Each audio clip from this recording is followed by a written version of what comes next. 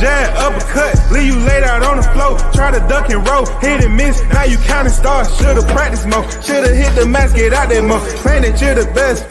You gotta show me, son. Actions over words, baby boy. Is you real or what? Talking way too much, world come. Back sports, talking way too much, world come. Back sports, talking way too much, world come. Back sports,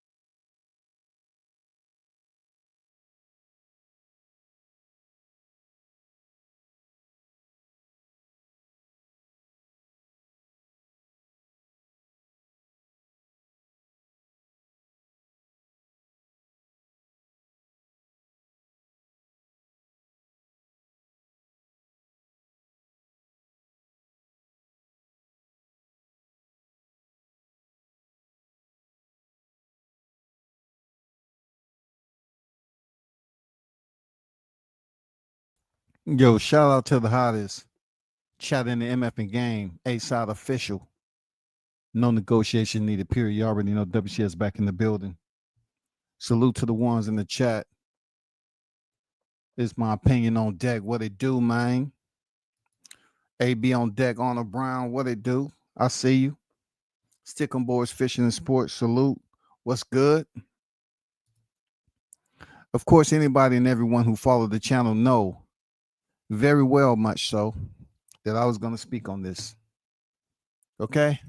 And look, this is my own thoughts and words based off, following the sport and being as truthful and genuine as I possibly can. This is not a social activity, goddammit. So I don't need any participation from those who disagree. I can really care less how you feel about the situation. I'm just trying to explain to you something, because leading up to this fight, like many, I've been saying time and time again, the old guard is on their way out. It's about time that we start putting our time and effort behind the new guard, the young lions. And just so happened, Top Rank is one of those promotions who has that talent that they was raising up. Let me throw one out there for you. Xander Zayas. Xander Zayas, the youngest to ever sign with Top Rank. He's about to fight for his first championship. Sebastian Fundora dropped the belt. He's been out of sight, out of mind. You don't hear about Xander Zayas speeding down the highway, freaking hit and run, jumping embankments. You know what I'm saying? Getting pebbles off the bridge onto the highway. Stealing a beer out the fridge when you got a pocket. Out the store when you got a pocket full of money. Just doing dumb stuff to get attention. But lo and behold, man, I was up here talking and bigging up Keyshawn Davis. I said he understands. I was up here talking about, man, he should fight Shakur. They should do this, that, and the other. I really thought he had the business model figured out mentally. Forget how the pen touches the paper and what you draw out. Forget the planning process. You have to plan it up top every day that you out there representing your brand, right? The businessman. I thought about it. The businessman. Sisters up there singing the anthem the first time around. Mom is the manager. Keyshawn is putting his brothers on the fight card. Truthfully, I thought he finally had it locked. I thought he finally had it figured out. It might have been many things: maturity, talking to the right people around you. You know what I'm saying? Outside your circle that's explaining what needs to be done if you want to excel in this business. I thought everything was in rhythm and motion until this past weekend showed up.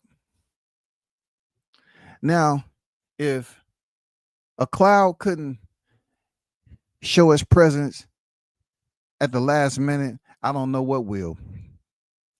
I mean, it seemed like a pretty decent day leading up to this fight card. We was up here talking this fight up like, God damn, we just can't wait for Keyshawn to get up here and fight. Edwin De Los Santos, man. He got the power. It's going to be tough. It's a possibility, this, that. Everybody's just putting their own opinions together, man. Just like Jambalaya. We up here stirring this shit up, talking about this boxing talk. We was like, yeah, we can't wait, man. We was all online. Look, we was zip lining all the way down to Norfolk, Virginia. From afar, goddammit.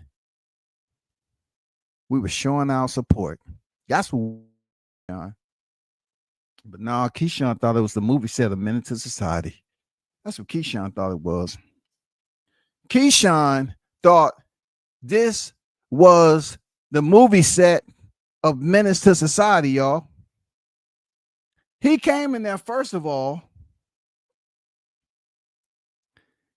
and thought, I look at this whole thing, I say, dude wasn't even mentally there, even when he was at the presser. Because at the presser, he made it believe like he was on another course. He tried to make it believe that he was going to homestay at 135 and he was going to be there for a minute, blah, blah, blah, blah. And the whole thing that played out, right? But since the presser, come to find out, he played us, man. He played us. He was talking the talk. Now, when he was talking the talk with Baranchik, I didn't mind. When he handled the fruit basket that was sent to him, and he didn't know how he handled, who sent it, but he handled it, I didn't mind that. Because that was another level, that was a different level of disrespect. And we really didn't have an idea who did it. We wasn't able to get through the discovery and the evidence, right? But it was said to have came from said named fighter. But what I did want to talk about is when Baranchik pushed him, he gave the same energy. He went looking for him like he was the biggest dude in the room. Get off me, get off me, get off me. I want to fight this dude. He put his hand on me. But if you go all the way back to the Olympic Training Center when he was kicked out, and then they decided to bring him back. I don't know who talked the talk, was his advocate, but he was able to get back in the training center and represent the U.S. and earn a silver medal. Now, how it all ties into the lightweight division is that Keyshawn finally got a title shot. He went in there and finished the fight. That was one of the most perfected homecomings that you can have, being that the legend himself had did all the groundwork. Pernell Sweet Pea Whitaker had did everything. But what Keyshawn did, coming out with the band, his sister singing the anthem, just the whole Norfolk aura. The ambience of it all, everything was right, yo. I'm up here bragging on this brother. I say, man, he got it together. He's here. And saying the maturity is there. All this shit. I'm up here believing that, hey, he's in the right place at the right time, right? So then they decide, hey, that was success in that. The promotion is conversing amongst one another. It was success in that Norfolk card. They was talking, bouncing ideas off one another for reassurance, right? Hey, everybody was in a calm state of mind. If I'm trying to help you understand where I'm at with it. They was in a calm state of mind, no cobble wobbles, as they say in cobble wobbles. You know what I'm saying? It wasn't no contentiousness there. They was sold on Keyshawn returning back to Norfolk. So here he comes. He had it back from Norfolk with a pretty decent card. We all heard it. We already know what the card looked like. If you didn't know what the card looked, let me show you the card right quick. Right? Let me show you the card, what it was previously, just in case you was out there and you had to work the late shift and you're listening to the WCS right now, and you just don't know what all the uproar is about. Let me get you on par, right? To why this is even a topic of discussion. Okay, if you look, I just brought it up, right? Hold up for a second. And for those of you in church, if you can give a prayer for me, God bless you all. You know, we all need to pray for one another. And yeah, put a couple of, dollars in the offering tray for my tithe. I appreciate it. This was the fight card that went down yesterday. Okay. I don't know if y'all can see it, but this is the fight card. It says up top, 7th June will always go down. 7th June will go down in history, y'all. 7th June, 2025 will go down in history. Norfolk, Virginia, top rank, Bob Arum, and you see all the names on there. Okay. With that said, it was a pretty decent card. You had the Transformer Troy Isley on there. You know what I'm saying? Had a very competitive fight. Shout out to Troy Isley. Congrats to him. That was on the B&B. You had Keyshawn Davis. He was up there, aka Q. He went in there and proved his record to 4-0 by beating Michael Garcia. All right. That's B&B.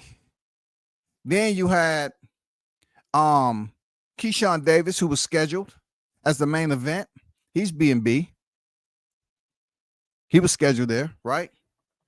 Stay with me. Calvin Davis was there to fight a common opponent of his brother Keyshawn Davis, Nair Albright. He was there on the B&B, right? So it had a lot of fighters that came there from B&B that are truly good fighters. You know what I'm saying? Decent fighters, right? He had a full payload on Bomac. But I just want to talk about one of the fighters that came with the three in the hometown of Keyshawn Davis, Calvin Davis. I always told people about, how I felt about they used to ask me, who do I think this, that, and the other about the Davis brothers. And, just like boat action, I would say, well, I think it goes Keyshawn, Keon, and Kelvin. And I've spoken about this, some of my colleagues, just in general conversation, the same thing. We just thought that the acquisition would be in that order. Well, it proved that yesterday. Calvin Davis, he went in there against a tough opponent in Albright. It was a very sloppy fight. I wasn't rooting for any fighter. I don't have no problem with Calvin Davis. I just thought he, out of the three brothers, was one of the more softer links, or not soft as in, him not won the box, but as far as the quality fighter that's going to go far in the sport. Even though he was 15-0, I just felt like he was one of the lower tiers out of the two brothers. Okay. He went in there with a game Nazir Albright that had already faced Keyshawn, who at that point in time, Keyshawn, he's not even on record as fighting and having a win over Albright. Because Albright right now, to be honest with you, Albright is 2-0 against the Keyshawn brothers. Now, I know y'all going to spiral out of control, okay? On a Sunday, you're going to spiral out of control. You probably sitting in church, you goddamn using vulgarity, knowing that's not the way it's supposed to be. All right? Listen to me. Albright is 2-0 against the Keyshawn brothers, whether you like it or not. We're going to get the old dog. But right now, Albright is winning against the Keyshawn brothers. Why do I say that? It works out just like this, man. Due to the preponderance of evidence, Keyshawn Davis popped dirty for marijuana when he fought Albright. I don't care. I don't care what you say when it went down in Texas. I don't care about none of that. He popped dirty. The fight was moved to a no contest. Okay. A no contest means really nobody won. But for Albright, he didn't lose. He didn't lose. He stepped in there with Kelvin, a second Davis brother. He said he was going to knock him out. I said, hey, hey, hey, hey, hey. Hey, hey, hey, hey, hey, hey. You know what I'm saying? Hold up. When you talking about this knockout, you got only 8. Don't teeter-totter on that knockout now. He said, I'm gonna knock him out. I'm gonna knock him out. Come on, Kelvin. I don't think anybody believe that, but he said he was gonna knock him out. Went in there, opening bell. The fight, was pretty decent the first 30 seconds. And then it got real sloppy between them two. And it was points in there where Albright was having success with landing the right hand.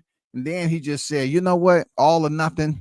I'm just going to, overemphasize the right hand. I'm going to go bombs away. Bonsai. I'm just going to go in there and just keep on launching in and loading up on my right hand, hoping it lands. And it did. It kept on landing throughout the fight where Kelvin really didn't make any adjustments. He did everything that a coach wasn't telling him to do. I'm pretty sure Bomac was giving him instructions and he just wasn't processing them. Maybe he felt that it was outside his level of retention. Stick with me now. Maybe the latitude, longitude wasn't adding up, and he felt that he was in the Bermuda Triangle that night. And Bomac was telling Kelvin the correct instructions because we heard him on the biggest stage give proper instructions on how to make adjustments. I don't think Kelvin was listening. I think Kelvin was more so on the goddamn radio talking about Mayday, Mayday, Mayday. Do you read? Copy, over. Delta Bravo 3, Delta Bravo 3. Descending, Delta Bravo 3, do you copy? He was sending radio signals below and let them know, hey, I'm about to crash. This ain't my night, dog. This is not my night. Kevin was in there reminding me of a black octopus. Every time I turned around, I seen his long ass arms goddamn wrapped around Albright, holding on for dear life, like he has, all them suction cups on it. Man, he was holding on for dear life there, Kelvin. He was holding on for dear life, big dog. Not only that, when I wanted to go on a brief walk on my keyboard and put an inquiry in the search engine and say, I want to look up BoxRec because I want to talk about the goddamn scores. I sure do. And when I went over there to try to find the scores on BoxRec. And they didn't even have the scores out there. I say, here we go. Drum roll. Ta-da! Hocus pocus of boxing at its finest. Why they don't have the scores out there? I looked on some other fighters on their fights. They had the scores out there. Where is those scores at? I just want to speak on them briefly today. That's all. I just want to speak on them briefly. But I'm pretty sure we can talk about other things, right? Like the copy box numbers.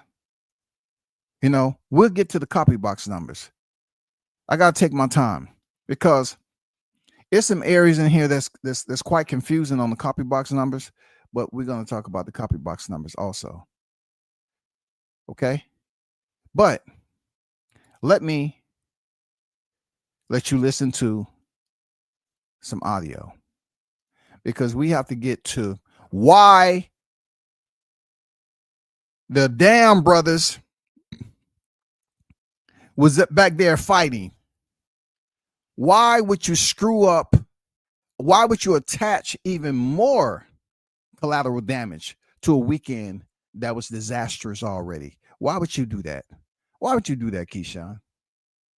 Why would you do that, brother?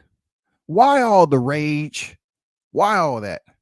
It didn't make any sense, man. It didn't make any sense. But let's take a look at this right quick. Let's take a look at where I'm going with it. All right.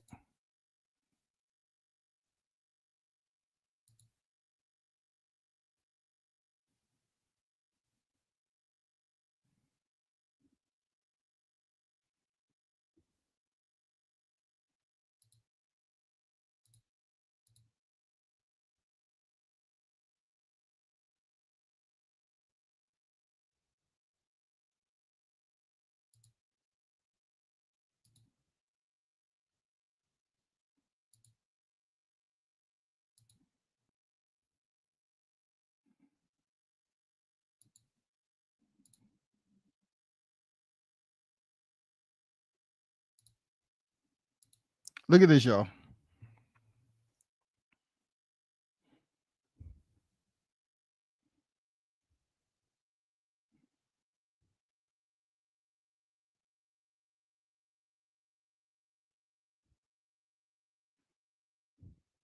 Looks like chaos, don't it? There he is. O-Dog. O-Dog got the ice on. Anybody who put hands on O-Dog, Keyshawn quick to push him off. He ain't thinking about his kid. He's not thinking about the business. He's not thinking about none. He's thinking about being the 2025 O-Dog. Now you're going to pick your son up? No, that's the wrong order, homie. That's the wrong order. You know, my people, this is not the first time I've seen my people in situations like this, but it's just bad when, you know, I was trying my best to get behind this particular person who happened to be the same ethnicity as myself, and you're out here just blowing it down, fighting in the hallway. You know what I'm saying? You're just fighting in the hallway for no freaking reason. So back to what I was talking about with Calvin Davis.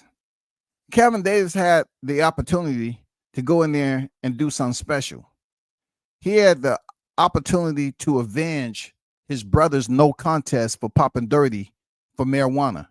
Calvin Davis had the grand opportunity to do that. But he, like many other fighters, he's in a bloodline where the prenatal advantages, you know, wasn't in his favor being the first one out the chute. I'm just saying. It's many times that I've seen him fight, and I was like, nah, I'm just not sold. I'm not sold. I'm not sold. I'm not sold. I'm not sold. I'm not sold. And you know, a lot of people felt that Albright was going to get worked over. And I was trying my best, respectfully, to explain to them. I say, I don't see Calvin going in there and really blazing through this dude. I don't think he's that type of fighter. So when the fight started, I wouldn't say he looked like an apprentice when he was in there trying to handle those tough, you know, exchanges and clinches that Albright had on. It's just he looked like a novice to me. And Albright, he wasn't making it any better. He kept on loading up on the same right hand. I mean, he was just a little bit better than Calvin Davis. But in my opinion, he won the fight. In my opinion, he won the fight. Now, let me do a quick chronological hop, skip, and a jump. Keyshawn Davis missed weight by 4.3. He was up there and he was asked a question, and he arrogantly put it out there that he wasn't going to try to lose the weight. In the meanwhile, there's a moving parts on there, that stage. Everything changes when it comes to the contract right now. That just goes to show you, you can have the elements of business key, but you might not have all the components together. You may be just getting along with where you at on that level, but really when it gets to a very complex situation like what we've seen, Samson showed Keyshawn that his levels to this boxing business. Samson has been in the gutter, in the trenches of boxing. He's been around sports for a long time. And you know what he did? You will always see these guys get very close to the scales when the fighter is there, right? You will see them get very close to the scale. When Keyshawn came in overweight like that, Samson say he pretty much touched Keyshawn on the back. Why would Samson do such a thing? It wasn't to physically violate Keyshawn, because Lord knows if Keyshawn would have turned around, old dog would have came out. You know what I'm saying?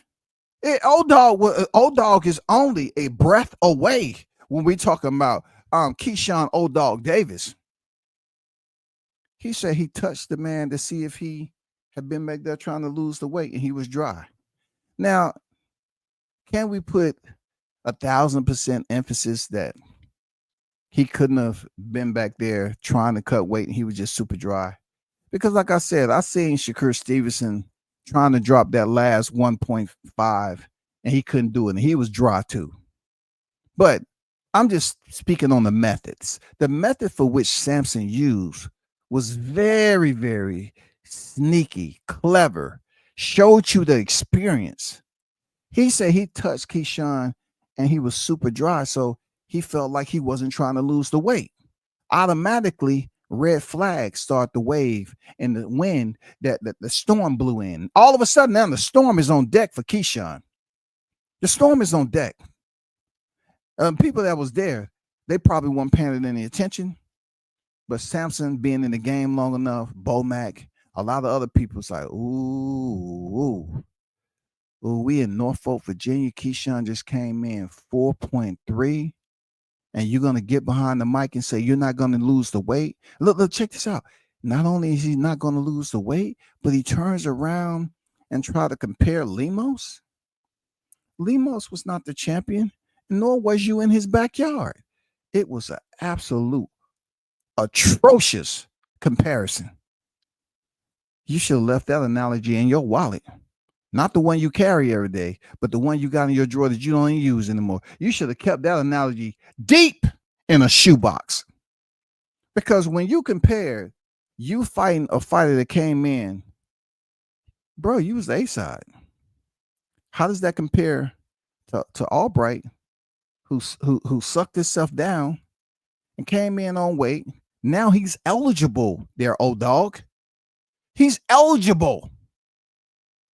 So Keyshawn said, hey, I pray everything else get worked out. And, he was talking like the fight was still going to go on and everything. But Sam was like, you must be out your damn mind. Oh, you thought or you believe that the 20% penalty, you're going to automatically just come off that and you're going to go in there and show out and you're going to do the ring walk. Samson taught Keyshawn Davis a valuable POI, a period of instruction. Never get ahead of yourself, buddy, especially if you're not that pay-per-view star, especially if you're not there yet, where people will give in to you because they say, okay, I know they did everything they were supposed to do. Samson felt that he didn't try to cut the weight, so he felt that Edwin De Los Santos would be an extreme freaking more extreme situation than the average fight, because he's behind the curve right now. His body has to go through a rehydration process to put on weight while Keyshawn is already there. So when Keyshawn leaves and go have that big dinner, he's gonna put on. You saw him over there looking like Mr. Kool-Aid. This dude was goddamn eating box of popcorn like it was Apple Jacks, like he was eating right out the cereal box. Like this dude acted like he was hungry. So imagine how big Keyshawn would how much weight he would have weighed on fight night. So I guess his team went out there, and you have to think about it. Jay Prince, if he did or was in the conversation, couldn't even convince Samson. to take the fight, and it was in Keyshawn's backyard. No one could convince Samson to say, yo, this is a big deal. Come on, Samson. Come on, Samson. This is a big deal. This is Norfolk, Virginia, man. You got the whole B&B outfit out here. You know, you got the Davis clan out here. You know what I'm saying? You got such a great card. Come on, work with us. Nope. Samson said, hell no. I'm going to show you today. We're going to get this 20%. My fight is going to walk away. And I'm going to give him another fight that's not so difficult near the end of the year and give him another check. And it's going to be a fight that De Los Santos can win. Now, getting back to the Keyshawn storm, the tornado that was swirling around when he thought he had everything intact, right? Somebody told Keyshawn the wrong freaking weather report, okay? Because somehow when he was up there and the wind was blowing in his face, I don't know. It was blowing away some memory loss or something. It was a lot of shit that he supposed had known, but he didn't know. Keyshawn blows 4.3 pounds. He blows the main event. He blows a paycheck, right? He blows all of that. And you can't tell me he ain't sick. You can't tell me all that shit with trying to, coach his brother Calvin through that fight with Albright. Man, he wasn't hot inside. You know why he was eating? He was trying to take away that stomach ache that he had. That's why Keyshawn was out there throwing back boxes of popcorn like he was in an eating contest. Keyshawn blew the main event. One of the worst that I've seen in a long time. I know people are comparing it to Ryan Garcia and all that. No. That fight still happened. Yes, there's different areas where you can translate certain things. What you had an opponent that agreed and you see what happened. But Samson, he said, no, you're not going to beat up my fighter. You're not going to knock him out. You're not going to put him on suspension because you are damn near 4.5 pounds overweight and you want to come over here with the advantage. No, sir, it's not going to happen. Not today. Not only that, look at the fragmentation of what happened from that blast. Look at the shrapnel of the bystanders that was there to see Keyshawn Davis and paid the money. Look at it, yo. Look at the shrapnel that them fans that came there to see the main event, they left. Look at the blowout. Keon out in the streets, mad because people are asking for refunds. Keyshawn, a.k.a. Old Dog Davis, one of the worst F-ups in a long time. And unfortunately, we have had a serious amount of fighters at that promotion. And I'm not saying anything specifically to that. I'm just saying fighters that I was looking to get behind. Like Top Rank signed black fighters now. It's black fighters that had the opportunity to grow. Okay. But as much as I don't want to bring it up, I'm going to leave that alone. I really want to talk about how Jahad Tucker really been had to climb uphill. But he never did anything like this, though. I'm curious to know what's going to happen following Keyshawn's, blowout. It's some people believe that he's going to be back and nothing going to happen. This is a different type of controversy right here. Let's get to the real core that's glowing a little bit, right? The core of this controversy, outside of Keyshawn Davis's dereliction of duty and poor representation of his brand, is the fact that his brother Calvin, who a lot of people believe that's the lowest tier out of the three Davis brothers, all right? But I was commending him for putting his brothers on the fight card and getting them a check. He had the sloppiest fight of the night, and he lost. You want to hear the scorecards? I have no problem with showing you the scorecards. The scores were 95-95. Hold up. Drum roll. Hocus pocus. Ta-da! Shout out to boxing. Shout out to the structural components that are in place, the role players that always let us know that they can shake it up if they want to. It's called corruption. Anybody seen that fight 95-95? I didn't. Then what's the next score? 97-93, y'all. 97-93. And then here we go again. 96-94. And I always try to tell people, man, corruption exists. If it's not by the third man in the ring, it's the three components that's outside the ring apron considered to be the judges. Calvin Davis lost. He looked bad in that fight, and Albright gets bragging rights. Now, with that said, I guess there was a situation after Albright had defeated Calvin fair and square.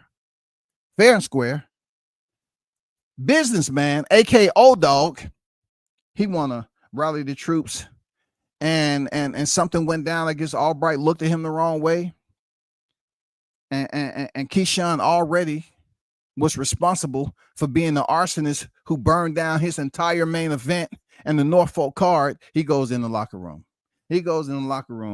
And seeks out him and his younger brother, Keon Davis, and seeks out Albright.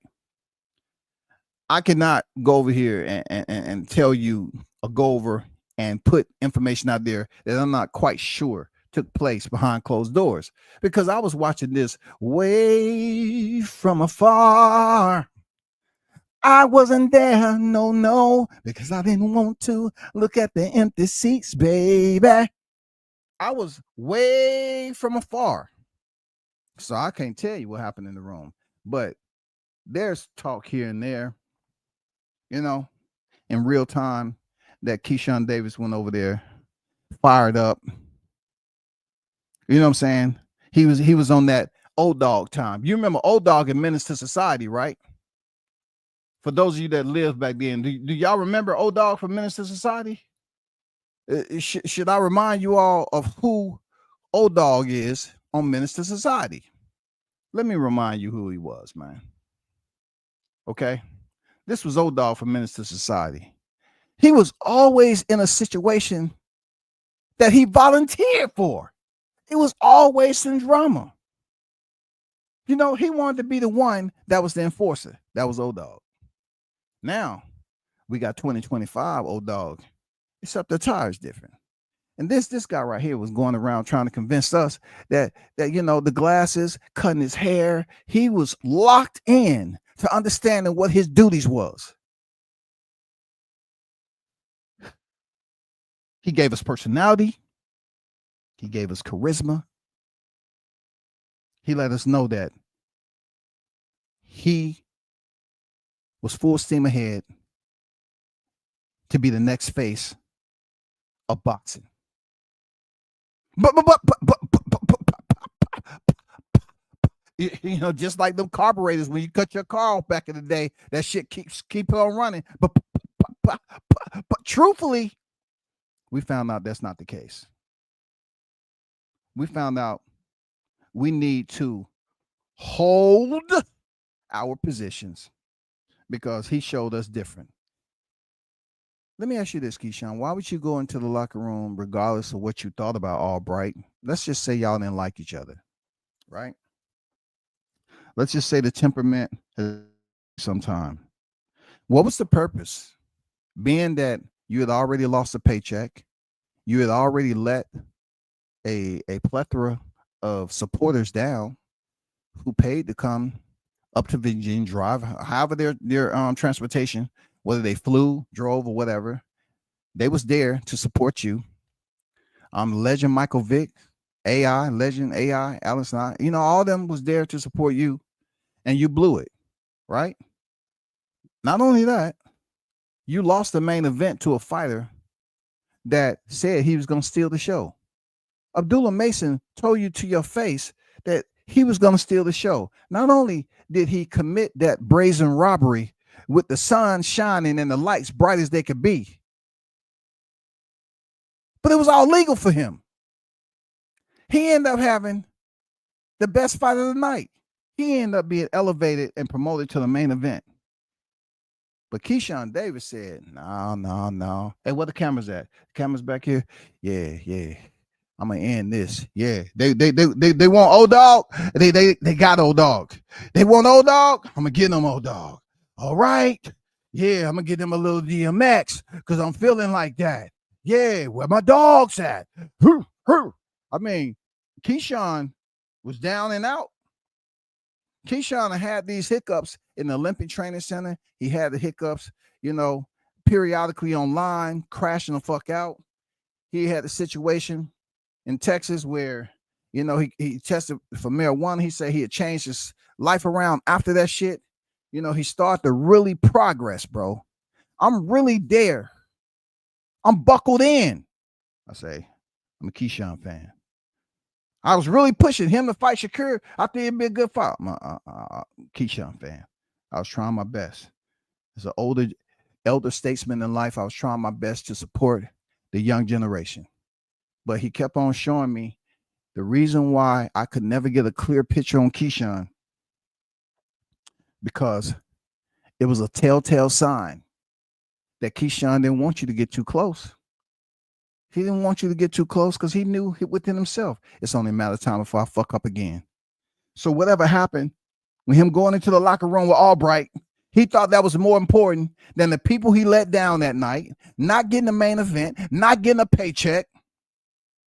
I mean, goddamn, you have to be out of breath. I mean, you blew a lot of shit. Didn't he, y'all? Man, he messed up a lot. I think that's one of the worst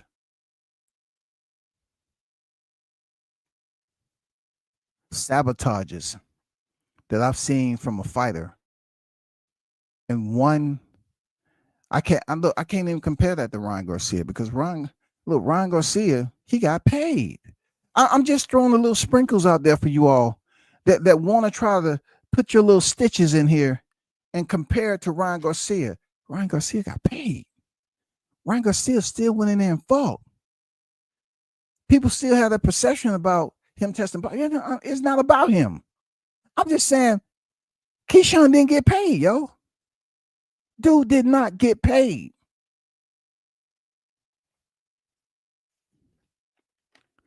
Dude lost the main event to someone who he was trying to masquerade around as if he was going to be the next rival. See, you playing with me now. I didn't like that at all. You was up there trying to act like you was passionate about being the next face of boxing, and that you wanted to use Bob Arum and say, hey, Bob, make the fight, Bob, knowing that you was down 5+ pounds overweight. But I don't like the shit he went in that locker room and did. He made the decision with his kid on deck, the baby mama, his family, all that other stuff, right? He made the decision to basically go in that order. His kid wasn't first. I don't know what order his kid was, but shout out to the youngin'. God bless him. But your papa was up there not giving a damn that you was in his life. And when a baby that you're supporting, that is your common duty as a parent to hold down that role, hold that position down, to basically be around to see your kid grow. When you go up here and want to fight outside of the ring and you're not getting paid and you can get charges, levied against you if that doesn't fall within the waiver, what is that looking like? We got behind Jared Anderson that was with Top Rank. He ended up falling off the wagon. They was trying to raise him. You gotta give it up to Top Rank. They be trying to raise up these fighters in a way. Some of them. Shoo Shan. Hey, Bruce Carrington saying, God damn. He turned his pops. Hey, dang, we in the clear right now, pops. Keyshawn's out the picture. Whoo! He started doing his Ric Flair. Woo! I feel good. Shoe York is in the building. Because for a minute, it was Shoo and Keyshawn. Keyshawn Shoo. You know, they was raising them up. They was, picking fights, this, that, and the other right now. Now Keyshawn is blew that out the water. Now Bruce Carrington, he's kind of sitting there on his own inner tube, man. On his own watercraft, man, floating around enjoying the sunlight. Oh, man, it's me right now. I'm good. But let's get back to old dog. Don't you feel some type of way, people, that Keyshawn needs to seek some external help? I mean, it's going to take more than him coming back in front of the cameras and trying to speak all calm with those. First of all, I want to make y'all aware of something. You see those opticals that he have on? Don't believe that shit. Don't believe that. Don't believe those optics that he have on, trying to act like it's all about business and cutting his hair. No. Dude has a short fuse. Keyshawn has a temper problem. Dude has a temper deficiency. That I hate to use cliche terminology, but that ain't good for business, bro. You have just burned down a grand opportunity to return to your home, to your backyard once again and put on a show, and you disrespected the city. Not only did he disrespect the city, but he wanted to go out there in the dressing room and put hands on an opponent that wasn't even scheduled to fight him that night. This was an opponent that he fought already and still couldn't get the win because he tested positive for marijuana. Not only that, it's just like, why would you have a vested interest in Albright? The fight between him and your brother is already over. Your brother lost. He's 15-1 right now. What does that have to do with Keyshawn? What's wrong with you, bro? That's all I'm saying. What in the hell is wrong with you, man? Why would you go in the locker room trying to fight a dude and he wasn't your opponent on that night? Your opponent was falling out of the arena, smiling. His belly was full. He just went out there and had a nice steak dinner. His body don't ache there, Keyshawn. His stress levels are good. He ain't going around having a panic attack like you. Him and Samson in there laughing. Albright talking to his girl. Yeah. Hey, Samson, if I can get more fights like this, get a 20% and no damage, I'm cool. Hey. Que la que. Hey, De Los Santos, he's redeemed himself. Don't keep De Los Santos' name out your mouth whenever he come up and you want to compare him to Shakur Stevenson. Keep his name out your mouth. De Los Santos won last night. De Los Santos won. He came in on weight after a year plus and a half layoff, made weight, got paid, took no damage from a guy who obviously should not be in 135 pounds no more. Am I right or wrong, y'all? He shouldn't be at 135 pounds no more. Not even close to that. I'm so disappointed in Keyshawn Davis, man.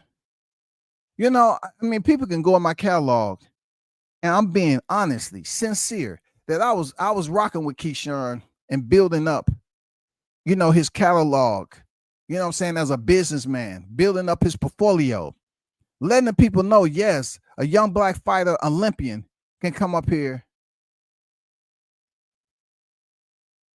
and make it happen. Trust the process. I'm not going to lie. Shakur Stevenson had his moment when he had that incident out on the street and he was fighting. I tell people all the time, domestic violence will always be in boxing because their primary targeted area is the head. I say this all the time, whether it be male or female, who they're getting in it, into it with. It will always be some form of domestic violence. But with Keyshawn, man, you go down. I can't even call you donkey of the day. I gotta shout out to Charlemagne the God. I have to give you jackass of the year. No, not donkey, because I know some synonym, some freaking relationship going on between a donkey and a jackass. But jackass is the only word that needs to be used for how Keyshawn destroyed a second homecoming. You destroyed it, bro. And I had to call you a jackass for it because you wasted our time. You wasted our time because Abdullah Mason did not hesitate to call you out. You wanted to be the 135-pound bully. That's what I'm getting with Keyshawn. Keyshawn's a bit of a bully. For real. He's trying his best to be a bully. But when bullies just, be so reckless out here and not really paying attention to what they're actually bullying, because, back in the day, a bully had a purpose on who they was bullying, right? Who they was targeting to bully. Keyshawn, his bully tactics is just to say, I'm a tough guy. I want you to believe I'm a tough guy. And every time it comes to a situation outside the ropes, I'm going to show people that I have a short fuse. We seen that with Baranchek, how he was going to the crowd trying to get Baron. Why? You're not going to do anything to him. You got to step in the ring and get paid. We seen that, right? We seen situations online before where Keyshawn was just losing his freaking mind. We seen it. We seen this past weekend where personality number 7 was in full effect with Keyshawn. I don't know how many personalities Keyshawn got no more, but personality number 7 is O-Dog. O-Dog was sitting right in front of us. He didn't have on the goddamn white tank. He was dressed up, shades on, big as hell. He was up here trying to sell us a talking point that, I want you to be patient. We're going to have some great fights coming up. You know what I'm saying? I'm going to start a little fake rivalry with Abdullah Mason on stage. If Abdullah Mason want to fight after this fight with De Los Santos, then cool. And then after that, everything just fragmented and just fell apart, and it just blew away in the motherfucking wind. Just bad all the way around. No paycheck, no main event, couldn't strike up a deal. Come on, bro. You had to pay people for fight camp. And then I think Puma said that he went home. He wasn't training in his regular area, where he usually trained at. Came in seriously overweight and didn't have any motivation to lose it. What was on your mind? Did you think you was Ryan Garcia? What was going on in this dude's head, bro? He thought he was Ryan Garcia or something? That 20% is going to be all it takes? People, this is a lesson to be learned about taking people for granted.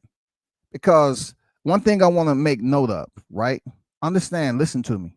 One thing I want to dress up, right, with a bow tie. Okay? I want to dress this up with a bow tie. When people talk about fighters, you saw Keyshawn attempt to act like him and Abdullah Mason was going to make a fight, and that's what it takes. Understand this. Fighters, they have parameters on how far or how large their radius of influence is when doing business for them. Okay? Understand that shit. Because Samson showed you that regardless if De Los Santos wants to take the fight, because we have all these debates and arguments all the time. People are, this fight turned down this amount of money. This fighter turned down that amount of money. This fighter that. De Los Santos wanted to fight, and Sampson said no. Sampson said, nada. You're not fighting. But De Los Santos wanted to fight. Why couldn't De Los Santos persuade Sampson to say, no, I'm going ahead. I'm going ahead and fighting this guy. I really want to fight him. He's been talking. He pushed me doing the face off, blah, blah, blah, and all this other shit. That just goes to show you, when y'all are placing these fighters front and center and believe that they have all this power to override people that they hire to make those conscious and competent decisions, this is a perfect example as to why that's not always the case. Sampson said no to a fighter who wanted to go in there and fight. You feel me? He told De Los Santos, no, you're not fighting. And the fight didn't happen.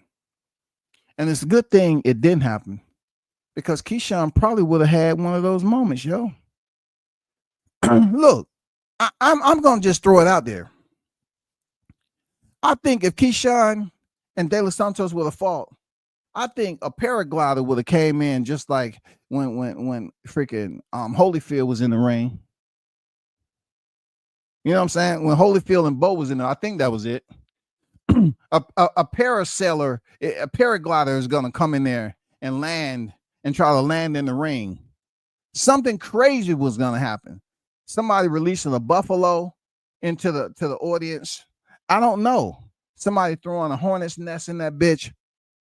I'm glad the main event did not happen for Keyshawn, because I believe Keyshawn would have lost his cool, man. You know, he probably would have got maybe deducted 2 points for doing some dirty shit, because it just seems like mentally he had checked out. Right? He was checked out. If they would have had to go through the negotiation process and Keyshawn felt like they was trying to make it super hard to get the fight, and let's just say they end up getting the fight, I think Keyshawn would have went in there, old dog. We would have got old dog last night.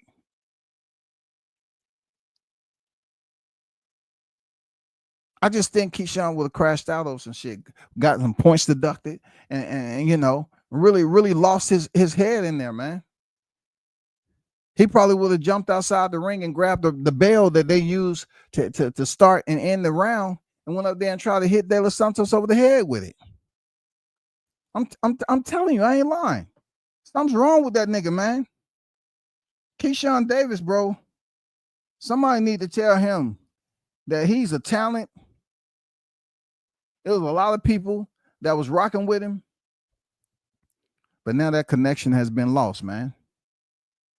That connection has been lost because, dude, you ain't trying to make no money. That's all. You want to fight in the streets, man. This dude is trying to have an aura that people that come around him should walk on eggshells, because at any given moment he's going to lose control. And that, my friend, is a very unpleasant type of aura to have when you're trying to be one of the top names in boxing. How are you going to get the payday?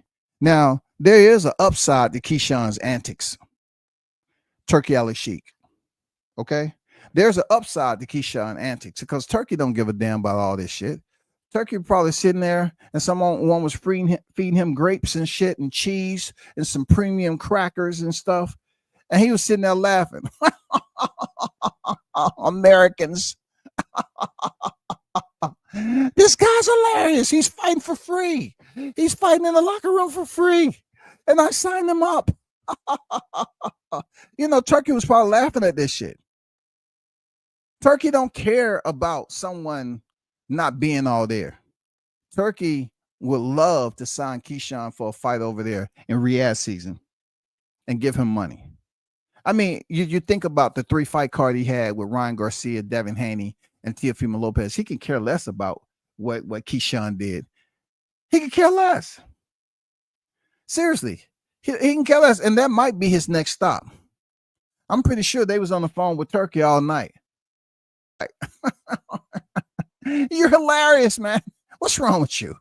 You drink too many freaking Red Bulls, Monster Energy drinks, man. You're not supposed to mix that shit together. Come on, man. I just signed you to a sponsorship deal. Come on, man. Come on, what are you doing, man? You just blow a whole paycheck at a main event? What is wrong with you? But anyway, hey, come on, Turkey. Give me the card. Give me the card. Nope. I have to sit and think about that, you know. But let's go to something else that I want you to take a look at. Right? But shout out to old dog. Keyshawn Davis, he showed us that he isn't built for this. His likelihood of crashing out is very, very high. Keyshawn is the old dog of 2025, man. He want to fight outside the ropes for free. This dude want to fight for free. And he wants, did I not put this up there yesterday? Did I not? And sure enough, he proved me right. I'm telling you, this is the way I see Keyshawn right now, man. There's a reason why I put this picture in black and white. That picture right there tells a lot about Keyshawn Davis, man. Can't you just see that it's a lot going on in his head? For real. Dude has a lot on his mind, man. Dude has a lot on his mind.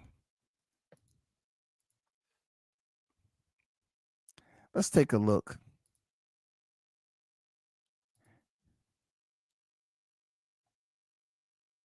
The copy box numbers. Nair Albright, right? Matter of fact, let me take this down. Okay.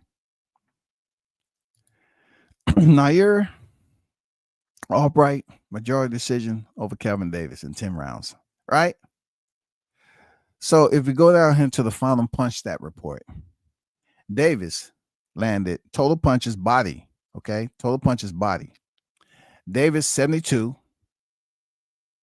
Albright 112, right? Jabs. Remember when I told you Albright wasn't too inclined to use a jab. He was dedicated to loading up, being reckless, loose. You know what I'm saying? Very sloppy. So when it came to total jabs, 27 to Davis, the 13 to Albright. But this where it comes into play, that it all ties into Albright's intentions. Albright might have had some internal energy built up that he was really going in there and he wanted to knock out Keyshawn's brother. And he almost did on several occasions. Power punches. For Kelvin Davis, 45. For Albright, 99.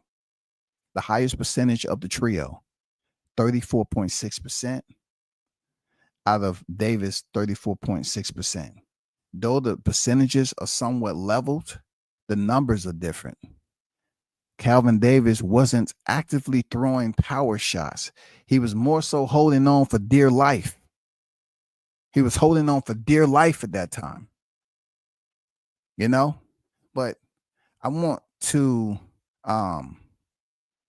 make you aware of this. Junior welterweight Albright won a majority decision over former unbeaten Kelvin Davis in the co-main event, top rank, from the Scope Arena in Norfolk, Virginia.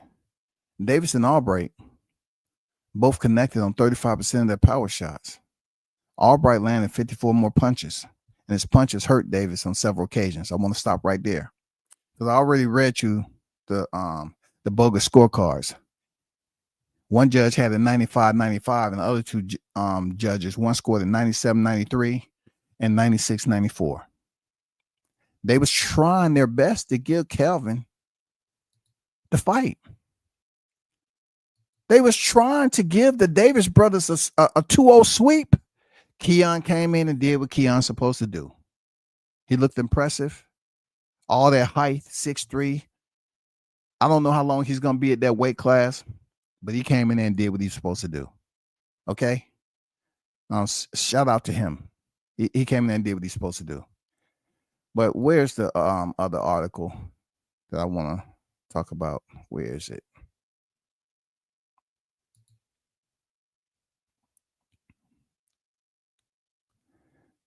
me see. I had one more audio that I want you to listen to and an article. Hold on for a second.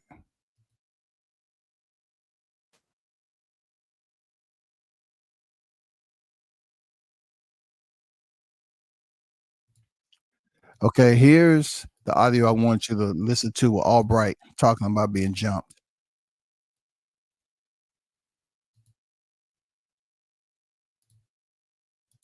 Okay, listen to what Albright had to say concerning the melee. Okay, listen to what he had to say in dealing with Old Dog. This is very important. He didn't get a fight all week in the ring, but outside the ring, yeah, the locker room, no referee. You don't have to worry about nobody breaking up except bystanders. Listen to what Albright had to say. Yeah. So, yeah, that's what happened. Any words between you and them after the fight that might have led to this incident? No, actually, like I said, I was in the locker room. Their locker room is right next door to mine.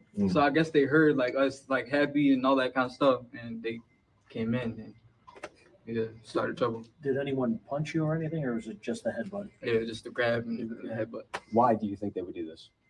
I mean, they upset that their brother lost, and yeah.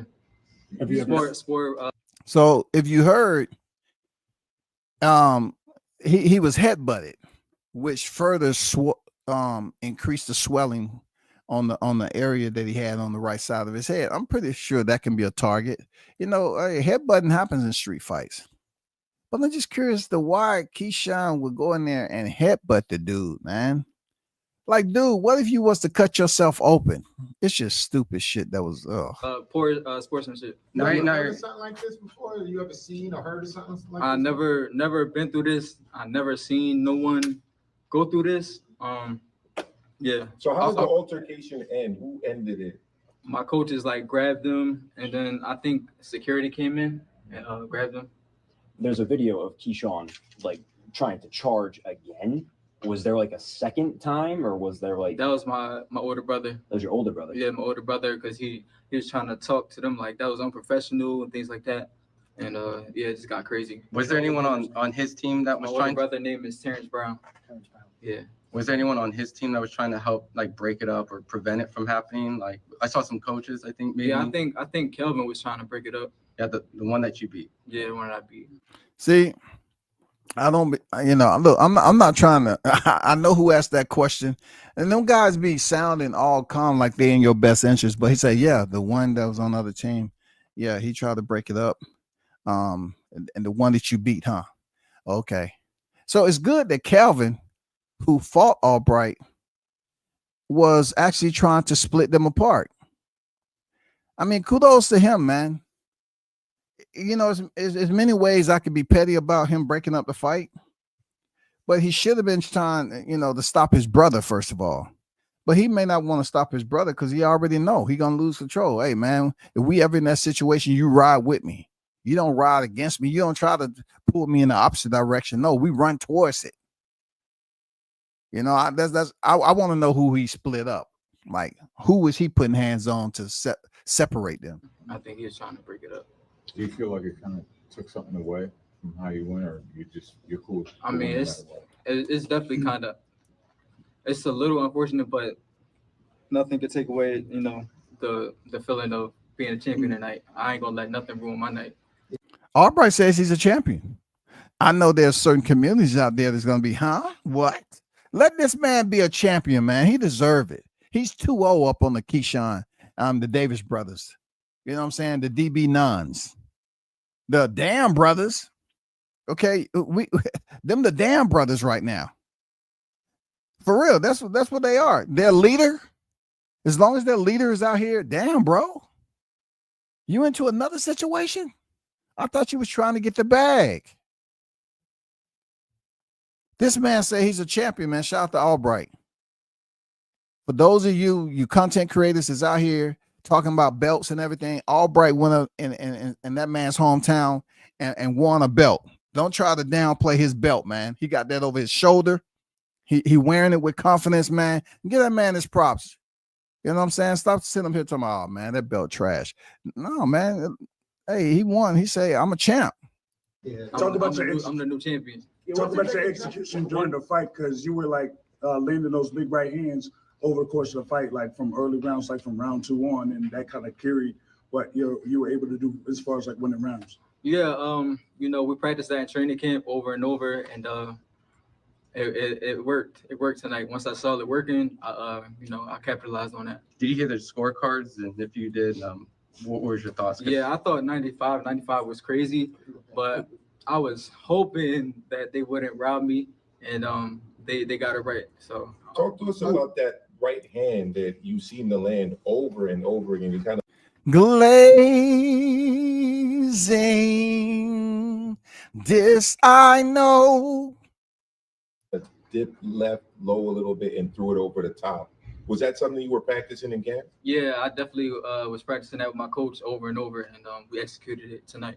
Would there be a What potential? do you plan to pursue legally after what happened today? I mean, Here it come. Someone finally asked the legal question, y'all. They want to know if this brother is going to pursue legal justice when it's all said and done. I knew the question was out there. Somebody was going to unholster it and fire down range. Ready on the left, ready on the right. You may commence your legal questioning once your target appears. I have to talk to my team, and we'll see what we're going to do. Would this potentially set up? I know it sounds silly, but a rematch, because I know you fought Keyshawn and he's moving up. You're at 140. Yeah, No. that's definitely an option. I definitely want to get it popping in the ring. So they talk about a rematch with Keyshawn. Why? Keyshawn is at 140. You going up to 140, Albright? Why? You're basically allowing him to have the influence once again. You actually allow him to pull you in a direction where you're not selecting to go at this moment. You made weight. You made weight for your fight. You was professional when you fought him and when you fought his brother. You made weight. Let me double check something right quick.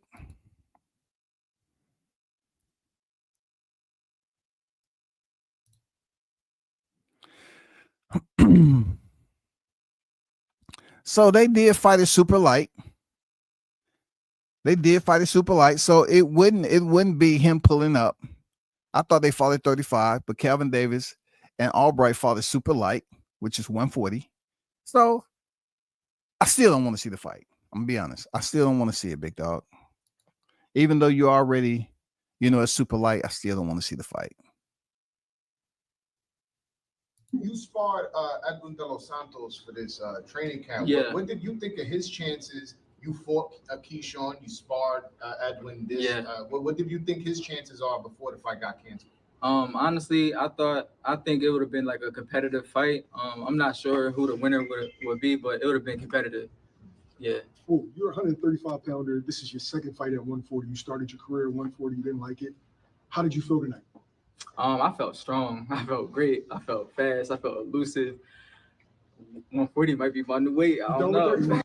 So shout out to YSM Sports, man. Jamil on deck. Any message for the people back home in Philly? I love y'all so much. Thank y'all for supporting me. It's been a long journey, and we're going to keep building. And I'm your new WBC silver champion. He said, I'm your new WBC silver champion. So y'all don't go out there and crap on freaking Albright for recognizing his belt status, man. Dude has had a very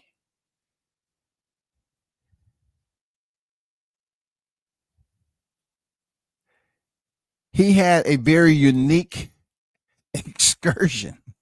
I mean, for real. This is what you call a fight week, an excursion, man. Because you know what you came there for. You went to fight camp. You went in there and ended up getting a victory over the brother. But the brother that you didn't beat and you went the distance with didn't like what he was hearing next door. So he came over there and wanted the goddamn Dusty Rose and started landing headbutts. But then, but it doesn't change the scores. Like he said, he thought they was gonna rob him. That was a little crazy, but he ended up getting the belt.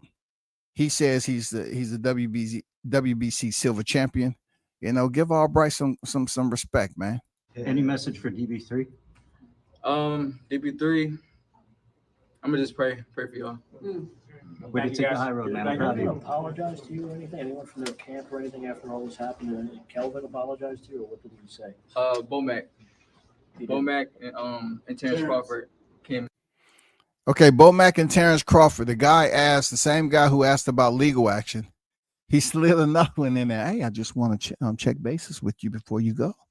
Did anybody, I mean anyone, just someone that's in that camp, did anyone apologize to you for their actions? Though egregious, though that it was truly egregious, did anyone take the opportunity to come to you as a man and apologize for their actions?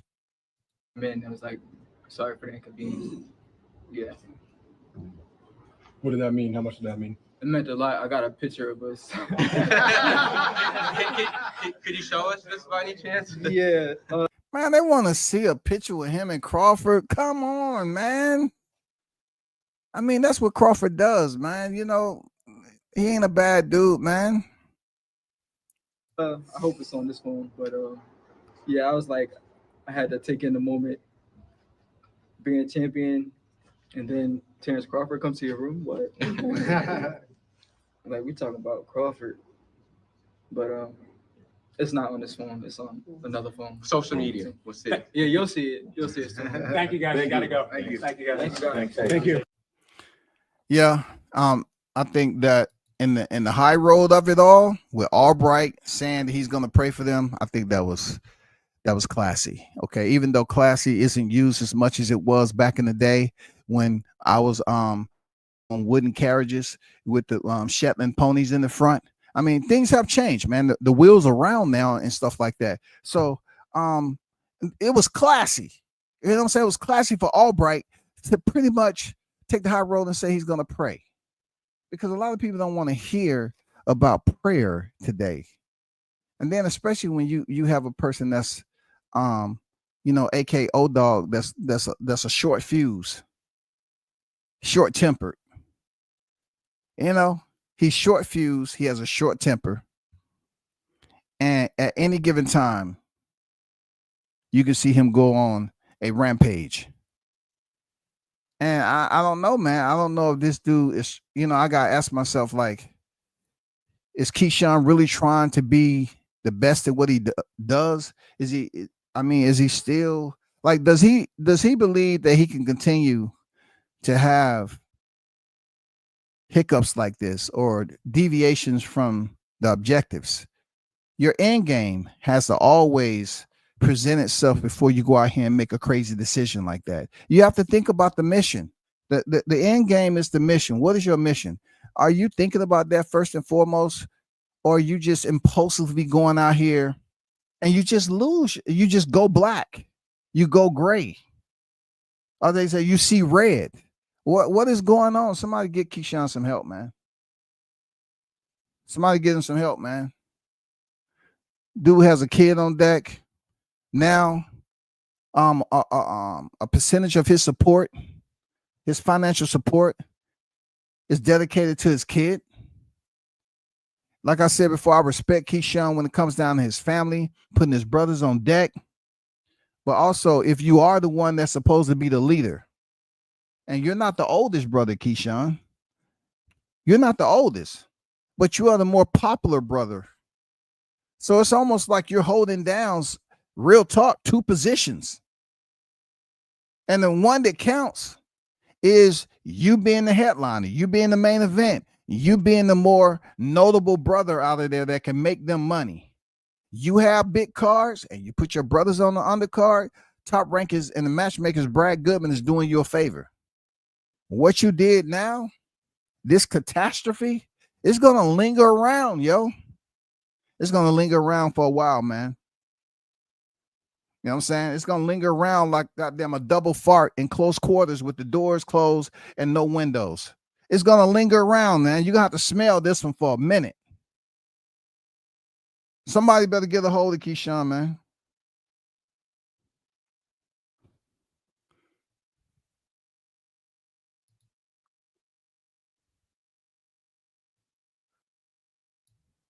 Shout out to the chat, the hottest in the game. Always appreciate y'all for pulling up. Hold on for a second, y'all.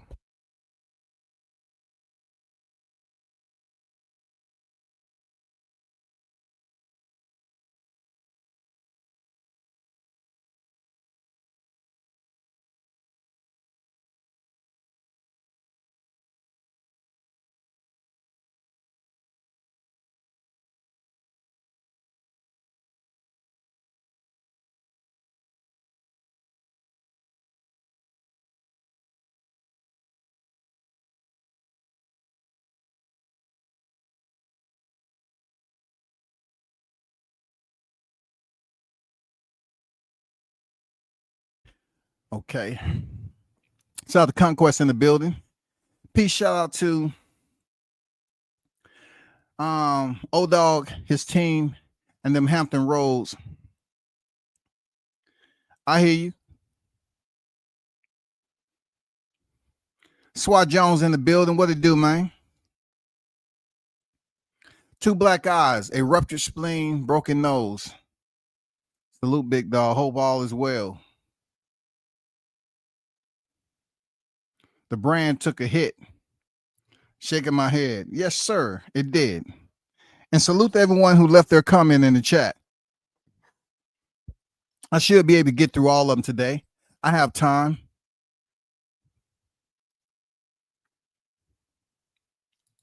He said, truthfully, I knew it was a matter of time.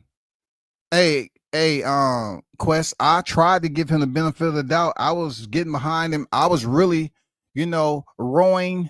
I was rowing and trying to keep that boat going forward, man.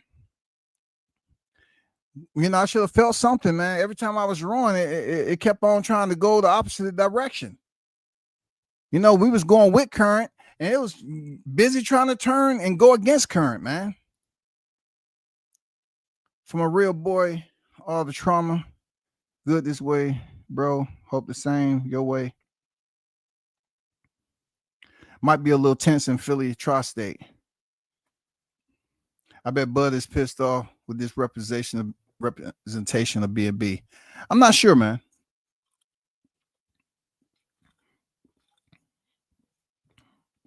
I'm not sure. Philosophical. I'm not trying to be that. But let me just throw that out there. It was at one point in time that Bud Crawford pulled up to Benavidez, and Bud was on demon time. Now, Bud has never blew a main event fight, okay? He never squandered, just went up there and recklessly threw it away. But he has been on demon time with Jose Benavidez at that point in time. He did pull it up when he was having an open workout, and he had the whole squad with him. But one thing I know for a fact with Bud, he do not need people around him. Dude, he has the kill switch. You know what I'm saying? His switch is not as loose as freaking Keyshawn, aka O-Dog. But I've seen Bud in person where he don't roll with a lot of people like that. Right? So I think if Crawford would have wanted to confront somebody, he would have walked in there by himself. It's just me. But Keyshawn, on the other hand, I can't see it, man. I can't see it. What's good, Jay in the building? What it do, man? OG Bruce Gas in the building. Keyshawn lost his title, payday, and reputation in one weekend. Look, the crazy part about it, I didn't even mention his title. I didn't even recognize him as a champ this whole live stream. Purposely. I didn't even mention him losing his belt. Just the entire process that he was responsible for. I mean, forget the title, but the supporters. You need the consumers to continue to increase your leverage when you go in there to negotiate another fight venue. You know what I'm saying? Another fight venue, another fight card. You need the leverage. You need some type of numbers, because a lot of people was talking about the numbers the first time he was in Norfolk. I mean, we had the unqualified, uncertified, unlicensed CFOs come out the woodwork. Well, if you really look at it, Keyshawn, he really did something that a lot of other fighters wasn't able to accomplish to this day, i.e. Tank Davis. You know, they was trying to compare him. Hey, man, he's selling out venues over in Norfolk. He's doing something sweep he never was able to do. Oh, man. He's one of a kind. He's the next up. I mean, they was behind freaking Keyshawn, saying he was going to be the next best. And I was like, it looks like that's going to be the case. It looks like that's going to be the case. But like I said before, some of these guys who's good with PR is what they do outside of the camera angle that concerns people. T.O. is good with PR, but it's what he's doing outside the ring that concerns people. Same with Keyshawn. And Bruce said, notice how conveniently he picks up his baby. He didn't think about that before he walks into the room with all the bullets. Hey, Bruce, I agree with you. It was in reverse order. You know, maybe he should have picked up his baby first, walked in the room, because Albright then was in chilling. They wasn't on no fight mode. Albright was in there chilling. He would have came in there with the baby. Everybody would have knew, man, this dude ain't gonna fight with a kid in his hand, man. He would have went in there, listen, dude.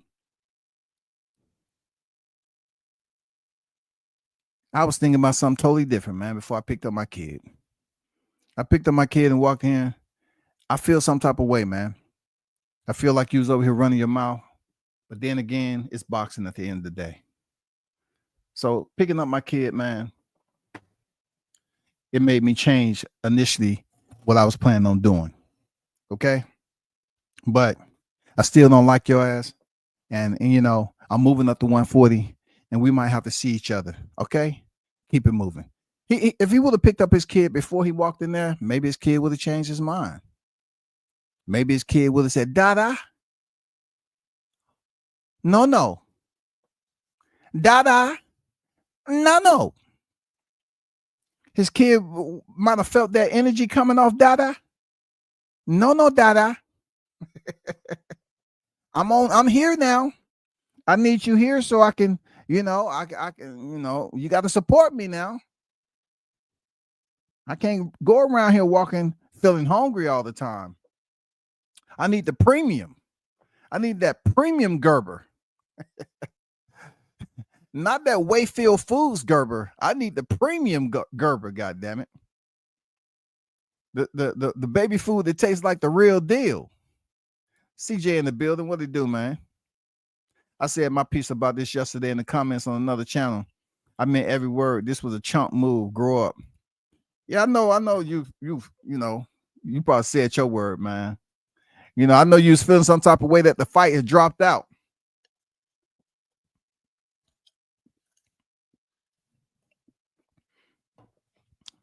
I feel some type of way too, man. I do. But I've been trying to do better. Really. I've been trying to do better without going up here and dropping hot grease and cooking cats. Keyshawn does deserve the hot grease for sure. I'm just waiting because I want to hear what he has to say. Because Keyshawn, I left the door open for you, big dog. You have not apologized for your actions. That's all I'm waiting for. Apologize to the ones who was showing you love, who cares about you. The ones you let down by not showing up to the main event. How unprofessional it was that you missed weight. Shout out to Al Money, man. 231 in the building with the sticker. Appreciate it, man. One love. Thanks for supporting the channel. Thanks for supporting the spot. We talking about old dog 2025, aka Keyshawn Davis, man.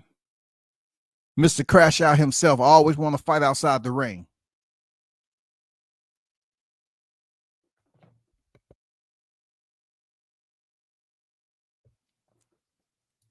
And notice how he was smiling, walking up to the scale. He knew. I mean, a lot of people saying that, Keyshawn was smiling and everything, right?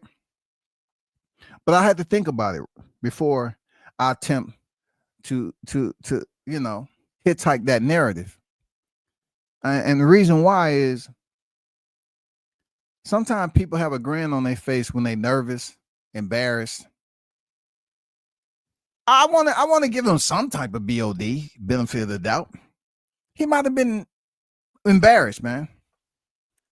Being that he was about to be exposed. You know how many times they use the word expose? Everybody don't handle exposure the same, but peep this out though. Maybe he wasn't ready to what was about to be exposed when those numbers, you know how they say, Jay, the numbers don't lie.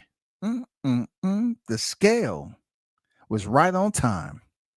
He stepped on there. God damn, 4.3. Oh, 139 point. What? I don't know, man. You know the cameras are rolling. You know the camera's going to get every expression.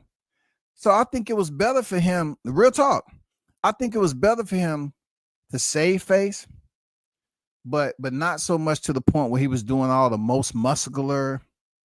And I think it really went into the kaleidoscope of everything where the zoom just fell off and everybody was confused. It's when he was asked about, is he going to try to lose the weight? And he just nonchalantly said, no, I'm not gonna do it.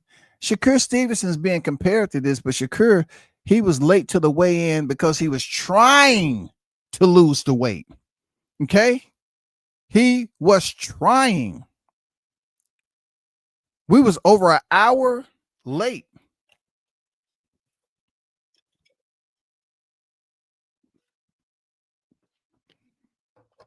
Please do not compare this to Shakur Stevenson's situation. That's why I always say, you learn a lot by going to fights. You know what I'm saying? You learn a lot. And one thing I can say about being on deck,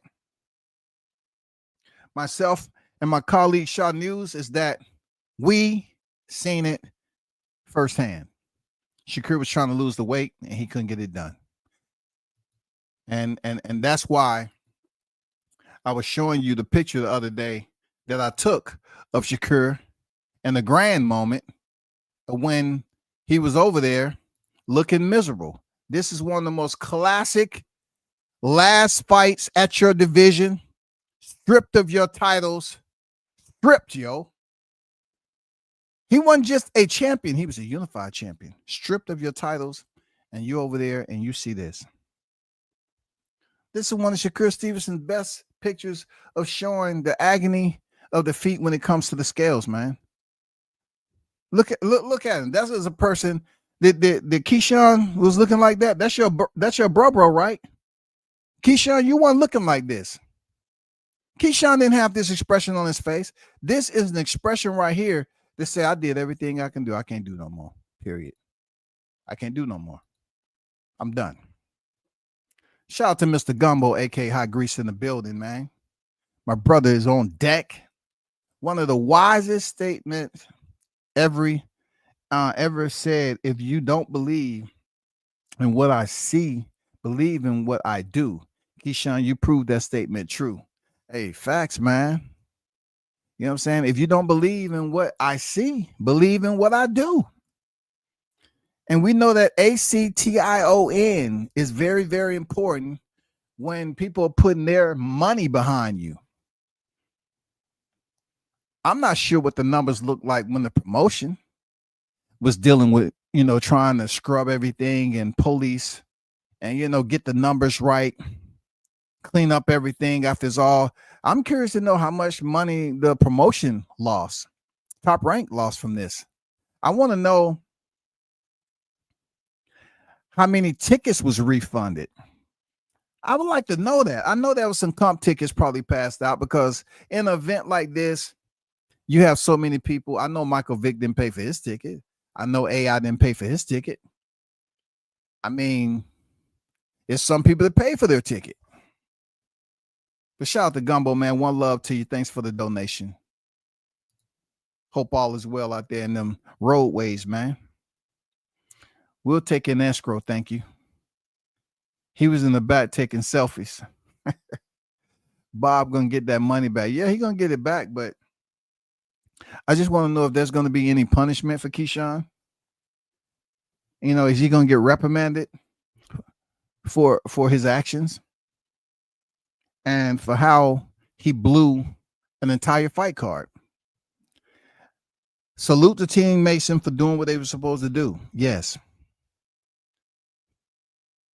On the other side of the coin, let's not play like those seats when empty. Those seats was empty. It was a lot of people missing, man. It was a lot of people missing, but Abdullah Mason, salute to him. Congrats. He did what he's supposed to do. He did. He got Jeremiah Nakathila out of there. He cut that man's eye.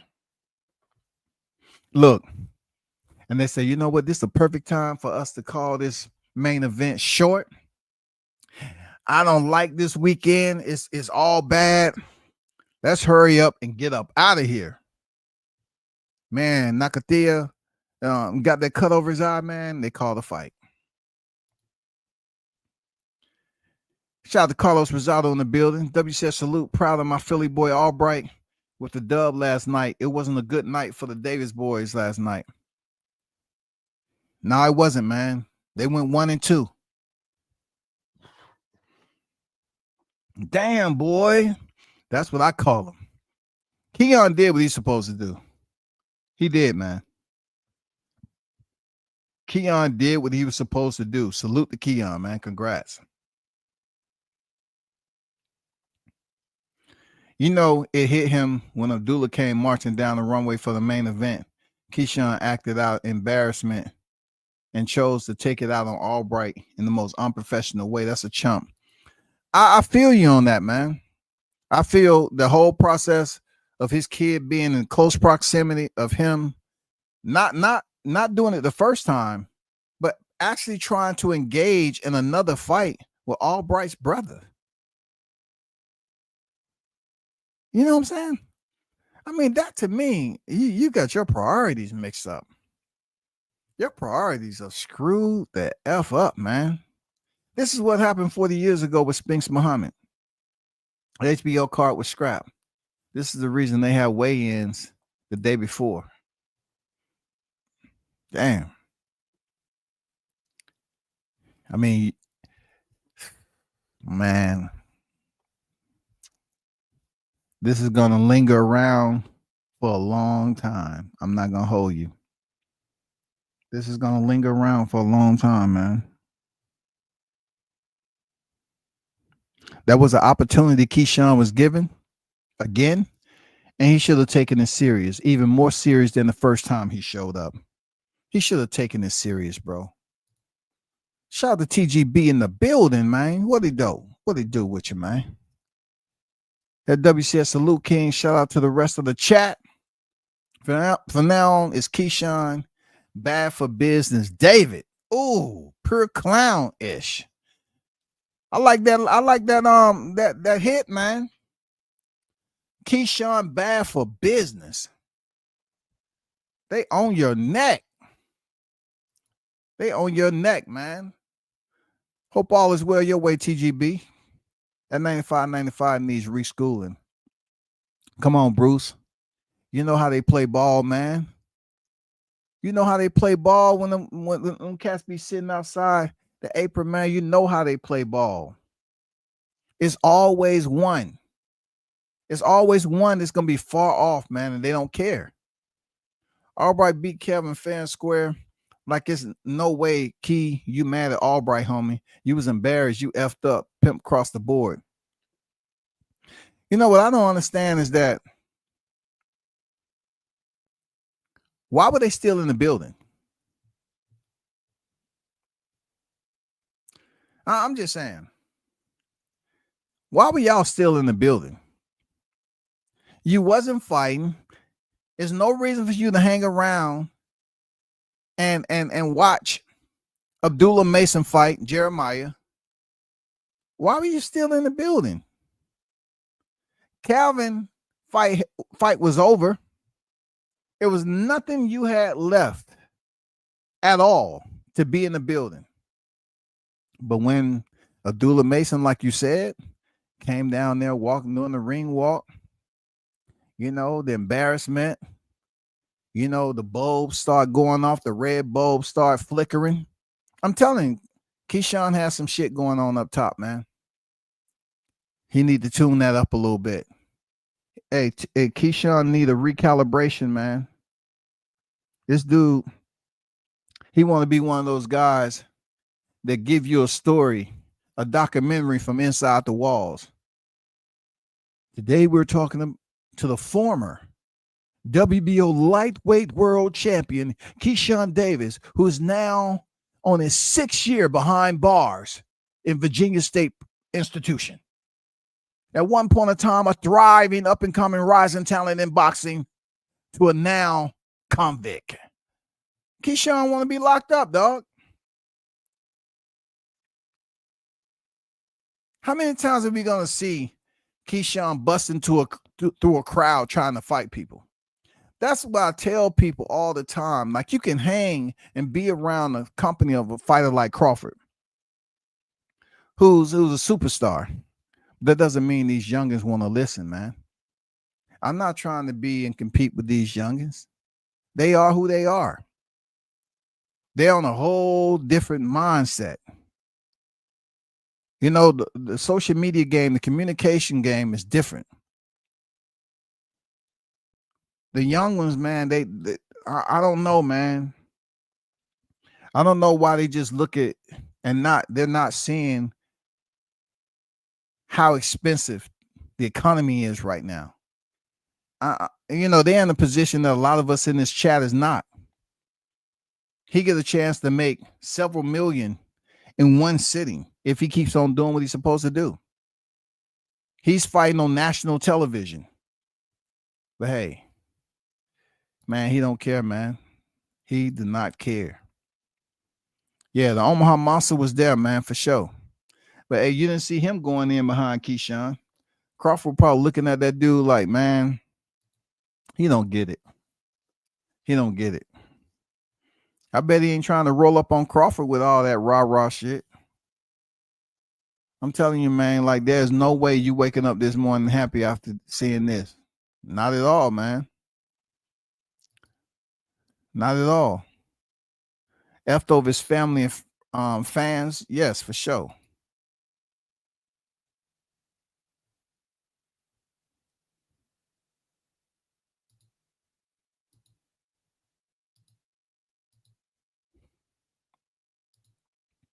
Keyshawn watched Tank and Shakur miss weight, but the show went on. Figure it's his turn.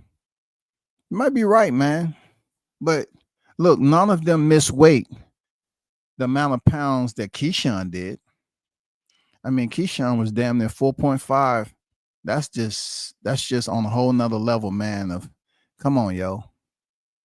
Come on. I guess he thought, hey, Tyrese, he forgot he didn't have the complexion for the protection. He thought since Ryan Garcia can talk and act crazy all the way through the lead up of the fight, then come in overweight. He said, you know what? Ryan ain't never been no champion. I can come in 4-5 over, you know what I'm saying? I mean, I'm good. I'm a champ. No. Why they gave Shakur Stevenson a bit of a reprieve? Because he was actually trying to make the weight. That's why.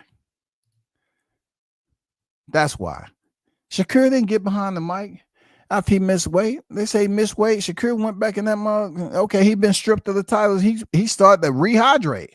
He said, why am I going to try to lose this last pound and lose the fight too? In this case, Sampson said, why am I sending my fighter in there after what we just seen happen between Ryan Garcia and Devin Haney? Why am I going to send my fighter and you already got a head start? Even if it is a 10-pound rehydration clause. De Los Santos has to go through the rehydration process, man. Your body has to go through a short recovery period up to fight night. How you lose money, reputation, and trust in the same night? Like Keyshawn really effed up Church's money. He did, man. And people are going to be talking about it, holding him accountable. You never want the people that's following you or look up to you. You never want the people that's following you and look up to you, wonder why they are doing so. Last night was one of them nights for the youngsters, live and live in color for the world to see. I'm glad you mentioned that because I'm one of those people who support a limited amount of fighters heavy, and I rock with them heavy. I don't support a lot of fighters all over. Yeah, I just don't easily get behind certain fighters like that. But you know, Keyshawn, man, I wouldn't say he was growing on me at all. I like the way he was turning himself around as far as the marijuana. After that, he just crashed and burned. You know, he want to be old dog. He want to fight outside in the hallways and shit. I mean, what you trying to do? You trying to take a bullet next? I mean, what's your whole entire purpose, man? You know, you get people up here, if you say something about their family, they want to crash out. Oh, you said that about my kid. Bro, I wasn't lying. Your kid was out there in an intense situation. What if you was outside the arena and now you're looking at people that have straps on them? I mean, come on, bro. Like, why would you have your kid out there and then you want people to have a GoFundMe? Oh, and he was going to be, you know, my kid. Oh, my God. He was going to be the best boxer ever. You know, even at his age, he used to throw jabs in his sleep. Nobody want to hear that. Kid's big brother need to be charged with assault because Albright ended up with a lump on his head. I'll press charges. You know how it goes in the community with that, especially in combat sports. They say, okay, you're supposed to have a different type of layer of toughness. Therefore, it's this unwritten, this unspoken, like code that they live by, that fighting is not like the regular fighting in the streets where you attack somebody that's a regular civilian that don't fight and they feel like they've been assaulted. Then they come to find out, oh shit, that was Keyshawn that assaulted me. They drop to the ground and call the ambulance. He hurt me. What hurts? Both of my earlobes and the bridge of my nose. He split my lip. I think I lost some teeth. You know what I'm saying? Now, if a boxer, they'll probably say, if you're a boxer, you should have a different layer of toughness and you shouldn't be on here snitching. That's the way I see it, bro. They look at it like, man, I didn't punch you. I know our hands are licensed weapons, as they say. I headbutted you, dude. I didn't punch you. I headbutted the shit out of you, man. He can bounce back, but boy, you better grow up today, Keyshawn. This can't happen. If you know good, if you know good, homie, this was trash. Well, I'm not disagreeing with people that have gripes and complaints, who's obviously aggravated about what went on during this week. But it's tough for me to get back in support of Keyshawn, man. It's just tough for me right now. Seriously. Because I really believe, seriously, Keyshawn don't care about a lot of stuff. Like, he hasn't really got to the mountaintop yet. He hasn't reached his peak. He ain't walking the ridge line of as the king of anything, right? But he sure do act like it. He sure do act like it. Keyshawn act like God answered to him. It's just dude, the way he loved pushing through the crowd and pulling. I'm like, bro, why? Dude, just go up here and challenge somebody at 40. Challenge somebody at 47. Bully whoever you in the ring with. Get paid for it. But all this shit in the hallways and showing people you're the toughest in the family and shit, man. I don't want to see that no more, man. I don't want to see that dude doing that no more, man. You up here acting like you're an apprentice when it comes to common sense, dude. You're like 24 years old right now, something like that. You acting like you're an apprentice when it comes to recognizing what common sense is. TGB say, what could have been fight of the year becomes the fumble of the year, and had the nerve to be unapologetic with it too. Facts. Dude don't want to apologize to us, man. I don't need his apology. I would have liked to have had an apology or heard an apology on stage. I would have liked for him to basically consider the audience just like he does when he was there talking crap to Abdullah Mason. I would have liked to hear him allow him to show that, yeah, I can be this way with Abdullah Mason and sell the fight, but yet when weigh-ins come, I messed up, I'm exposed, I'm a fat body. I apologize to my fans and those who came out to support me. He didn't even think he needed to do that. Arrogance. Keyshawn is arrogant. And guess what? When he finally get back into the seat, boy, they're going to let his ass have it. Quiet is kept. You know what I'm saying, TGB? Ain't that what they said? Quiet is kept. Hey, quiet is kept. Woo, they just can't wait till he get back. Salute, bro. We're just on the panel talking about this kid. Now he buried himself even more. I can't be a fan on this kid anymore. It's gonna take a minute for me to, purchase my airfare, Air Keyshawn, and be on this flight for a little bit to see this dude. I mean, I'm not saying I'm totally against watching him fight because it's just what it is with boxing. But just the whole situation, like they said, unapologetic, unprofessional. It's a lot of prefixes that start with un. You know what I'm saying? When it comes to Keyshawn. I ain't gonna lie, dog. I ain't gonna lie, bro. It aggravated the crap out of me, man. I'm up here pushing Keyshawn, saying he's better than Shakur. He's on the brink of being better than Shakur Stevenson. It'd be good as this, and this happen. And that dude said, nah. Hey, thank y'all for all the support, but nah, I want to be O-Dog, man. I like his energy, dog. For real, I like his energy. He always wanted to be a part, of the heat. He wanted to go to, put himself in situations that he wanted to be the enforcer. That's the kind of energy I'm getting for Keyshawn. He want to do it for free. Carlos said Keyshawn participated in deplorable acts last night. You turned it into a goddamn a mystery novel now. For real. I can't respect the last move, put the nail in the coffin. Yeah, man. A lot of people feeling some type of way about Keyshawn, bro. Let me put O-Dog back up there, man. You ain't going nowhere quick, man. I need to put your pick back up there, O-Dog. Yes, sir.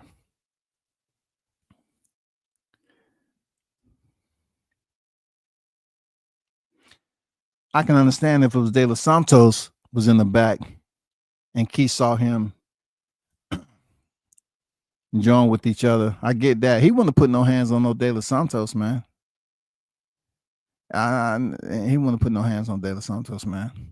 You assault the guy you beat in the ring because he beat your bro. Bad sportsmanship. I remember that. Paragon got his ass whooped all the way out the stadium. Yeah, he did. Even Riddick Bowe's late manager, Rock. I think his name was Rock Newman. Man, he was throwing punches down there too, man. That was a manager right there. Shout out to Fresh in the building, man. Salute to you, bro. What up, WCS Great Cook? You talking big facts. I'm no longer a fan for sure. For sure, man. I'm with it, man. I was trying to show some brother some love, man, because he's doing what he's supposed to be doing. He's speaking the right language. His PR is on point. But God damn it, hey, they say what you don't. I mean, he said, "What don't kill you only make you stronger." Shit, man, Keyshawn, man. Yeah, man, that's what he want to. That's what he want to be. Fresh. He want to be old dog. He want to be in the hunt, in the streets. He want to be fighting in the streets for free. You know what I'm saying? He trying to make it on first 48, man.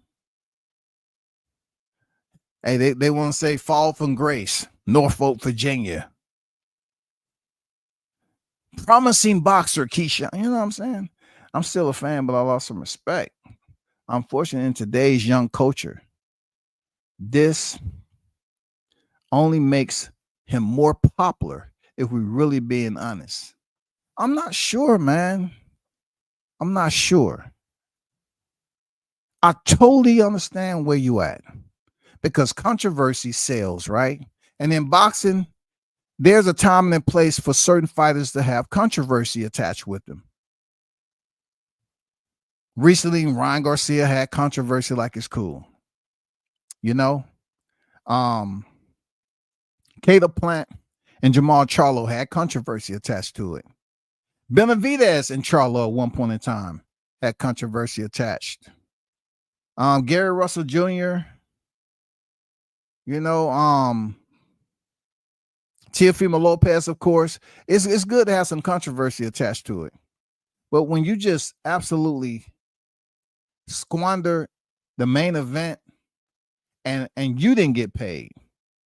See, the reason why I say some of those other incidents that happen is non-pertaining because the fighters got paid.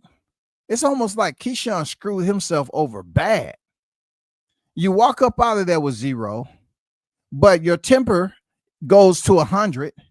And then just to relieve some stress and vent, you go back there and take it out on Albright because they up there having fun. And to my, yeah, the WBC silver champion. Yeah. Yeah. They thought they were going to have another champion in there. Nope. And then he said, okay. They trying us. Let's go next door. Nah, bro. No, man. That's messed up, bro.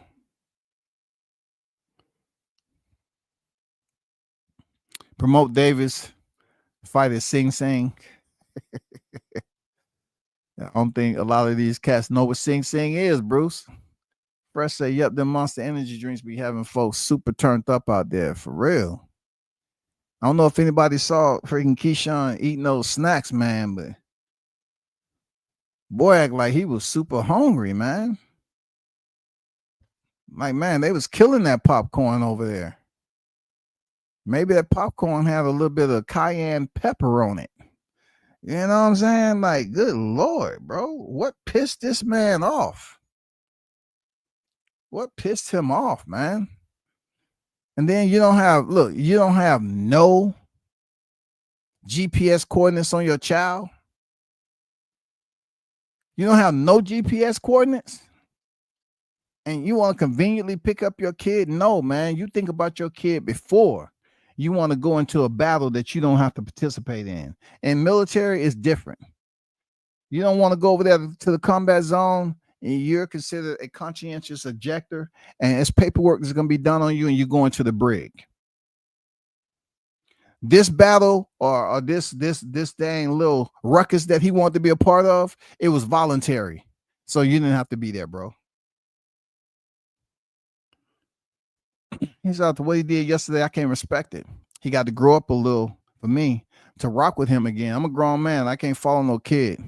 Well, a lot of these, I can't, I partially agree with you saying, but being older, there's going to be some kids who are up and coming that's going to do crazy shit because, I can go back to when I was in the 20s, man. I was doing some things that I thought was fun. I didn't feel the level of severity.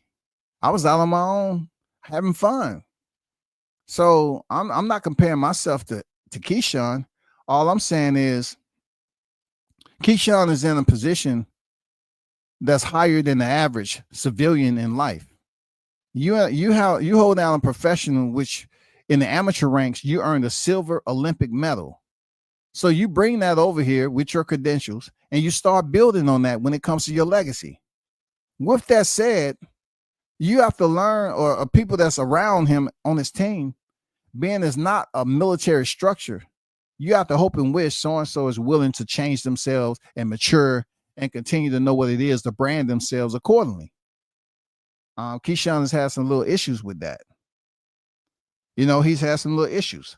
And just when we thought he had all the way turned the corner with the marijuana and the no contest, he shows up. It's way deeper than marijuana, man. It's way deeper than marijuana. There's some other shit going on. He showed us, bro. Some other shit going on, man. It ain't just Mary Jane. It ain't just Mary Jane, man. The businessman is not standing on business for sure. Let this youngin know, man, you ain't standing on business, as they call it. You ain't standing on business, bro. You are not standing on business. You call yourself the business. And I'm up here, I was big in the morning. I said, hey, if anybody know within Keyshawn's family about business, it's Keyshawn. They're going to be done. Man, I was wrong, man. I admit I was wrong. I was wrong. I should have known when that carriage, when I opened the curtains on the carriage, you know, the ride was getting a little rough. I was already on gravel. I said, where's the horses at? And then I looked ahead and that cliff was there. I said, oh shit. I had to jump off the bitches. Y'all about to ride off the cliff supporting Keyshawn, man. For real. I just finished eating a large Subway sandwich, honey wheat. Shit. I knew I was going to come in overweight. I was about to go off the cliff fucking with Keyshawn, man. This is Mental Healthness Aware Month. Okay. Well, see, I've been trying not to take it to the mental health aspect, but Keyshawn has spoke about it himself. So I hope he gets the necessary assistance that he needs. And I also hope that people that's in his circle around him just don't blow this off until it settle down and say, you know, he's young. Give a young whippersnapper a little bit of time to grow into his own. Come on, it ain't that bad. Come on, the combat, man. You've been living a long time yourself, man. Come on, stop acting like you forgot. Well, I have forgot a little shit that I did when I was 20. You get what I'm saying, right? Come on, man. These guys in their 20s, man, they still growing up, man. They're gonna make mistakes. Bro, you got a kid on deck. We can talk about your other responsibilities and the platform that you share with millions, but you have a child on deck. Come on, man. You have a child. I talk about being a fan of fighting style, not in his character. I'm talking about being a fan of his fighting style, not his character. I get it. I was a fan of him promoting himself. I thought his boxing continued to improve. I did. But for him to just know that he was embarrassed that night, oh my God, man. I know Keyshawn was embarrassed that night. I know it's not one point not in that evening that he had an absent of thought that he should have been the main event. It's not a breath. No one can convince me that it's not one absent of thought that he said, man, I'm supposed to be making that ring walk. And Abdullah stole. Now, Keyshawn, if you really wanted to live up to the name Old Dog now, I mean, why you didn't try to rush the arena and rush them damn Mason brothers? I would have loved to see you and your boys rush the Mason clan. You want to talk about some different footage? Hey, the Mason boys move different. How you gonna have 4 killers, man? Come on, man. Come on, dog. I would like to see he'll rush the Mason brothers, man, for real. Key problem is he's impulsive with bring emotion emotionally weak isn't a good combination. He is showing that he's very, very impulsive, yo. Keyshawn emotes on demand of little simplistic actions. Like he's not really reacting impulsively or something that warrants it. You know, it some of the stuff is just like you said, it's mild. It's not even something that's too severe. Albright still out of body with that move. You got to think somebody rush you after already getting punched on. You kind of still out of it. Key was soft for that. Hey man, I hope Albright, you know what I'm saying? I hope he continues to have success. I'm not a fan of Albright, to be honest. He was sloppy in there, super sloppy. But in this case with Keyshawn, he took the classy, road, the respectful road, and said he'll pray for him. And that's what it is. When he get back to Philly, I'm pretty sure some people that's gonna talk that shit and they're gonna give him love. They probably gonna say, hey, man, I wish I was there. If I was there, man. If I was there, man, come on, man. If I was there, hey, if I was there.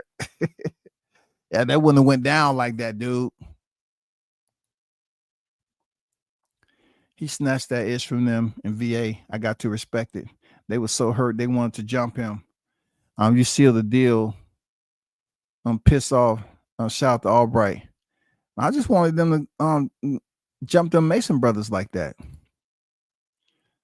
It would have been something different. Hey, cause they dad would have definitely talked to Keyshawn. Real talk. The brother is solid. He would have told Keyshawn, listen, there's a lot of things I wanted to happen tonight.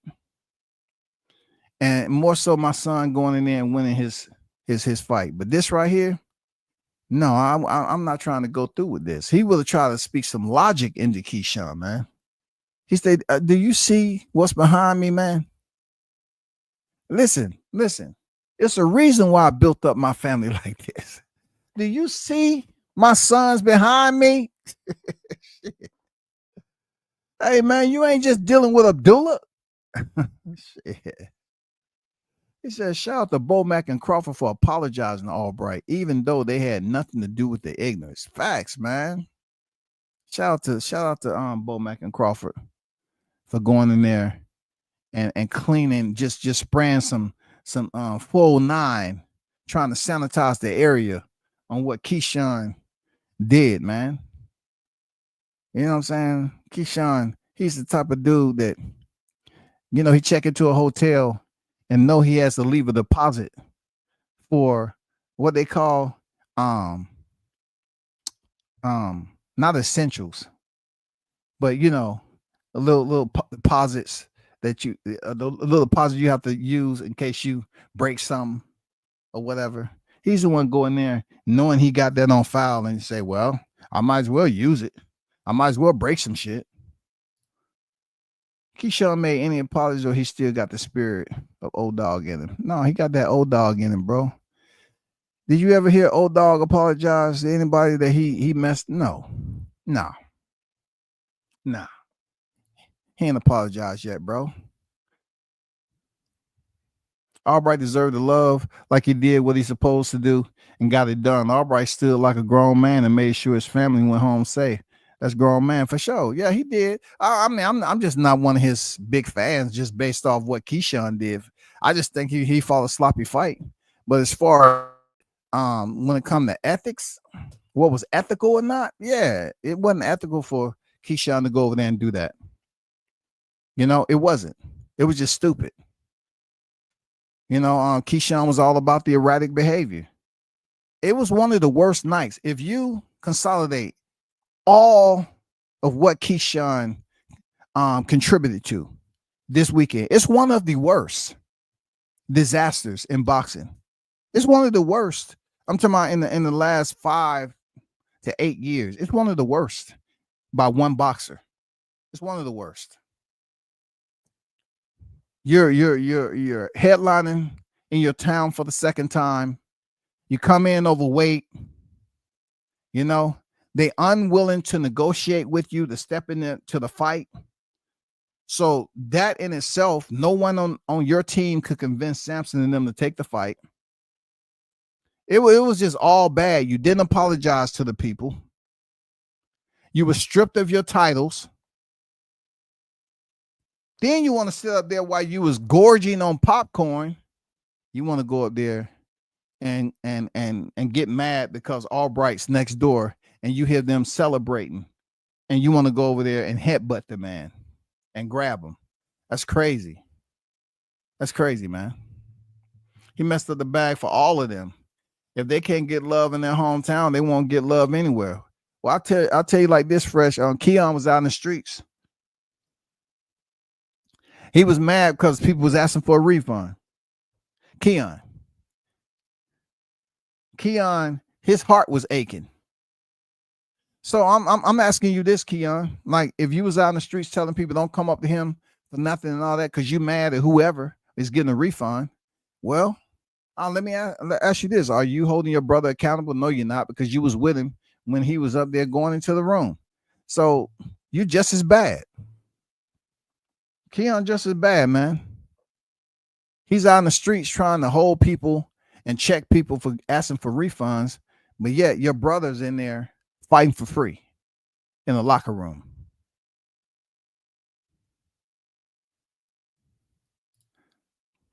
I just wish it would have been a different fighter. Shout out to Samad on deck, man. What they do? Peace and blessings below. Salute WCS. Certified, stamp the like button and support the grind. I appreciate you, man, for sure, always. Shout out to my guy Haynes Legacy in the building. What it do, man? Salute to you and the fam, bro. God bless. Come on, y'all, man. I ain't died in the water. He definitely needs some PR help. Yeah, he need more than that. It's Sunday. I wondered, did he go to church? I'm a David sympathizer. I ain't gonna hold you. Sympathizing with what exactly? Sympathizing with what? What are you sympathizing? What are you sympathizing with? Shout out OG Golden in the building. Please educate me. People on deck. What do you do, man? What are you sympathizing for? What sector of his actions are you sympathizing? Please enlighten me, sir.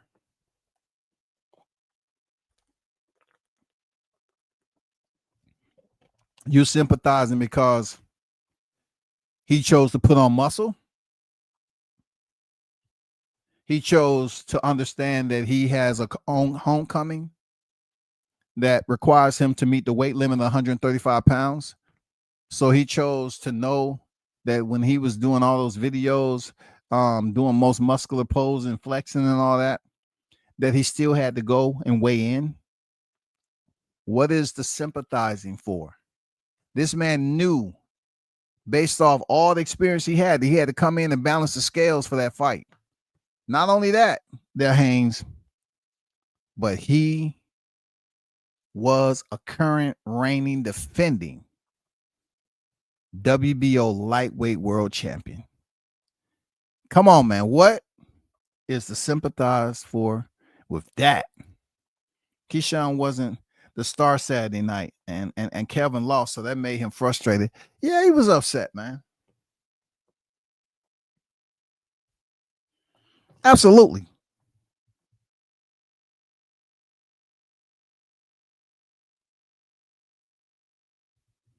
See, if I was Keyshawn, he should have just, after his brother Kelvin's loss, he should have just left, man.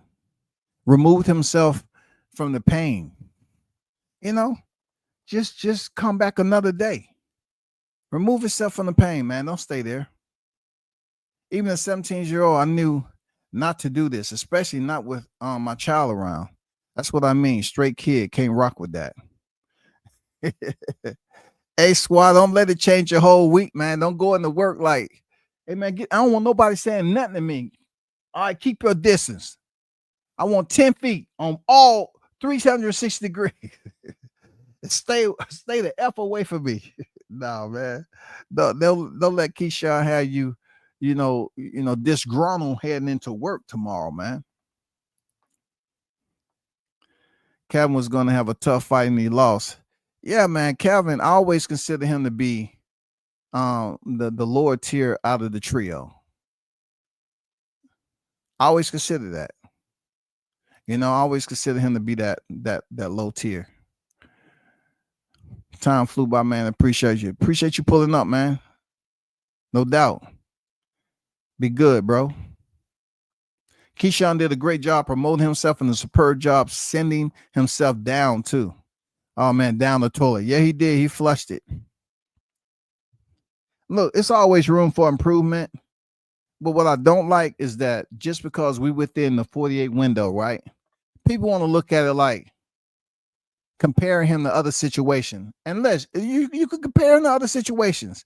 Okay, it's within your given right to do that. But make sure you bulletize the comparisons correctly. All right? Bulletize them correctly. Put them in order. Don't start off with Ryan Garcia. This don't have nothing to do with race. Don't start off talking about he came in 3 pounds overweight, man. The dude got a check. He fought that night and made millions. So your argument is voided right there when it comes to Ryan Garcia. You just can't say, oh man, y'all want okay. There's a lot more variables that as to why fans are mad at Keyshawn than Ryan Garcia. That's all I'm saying.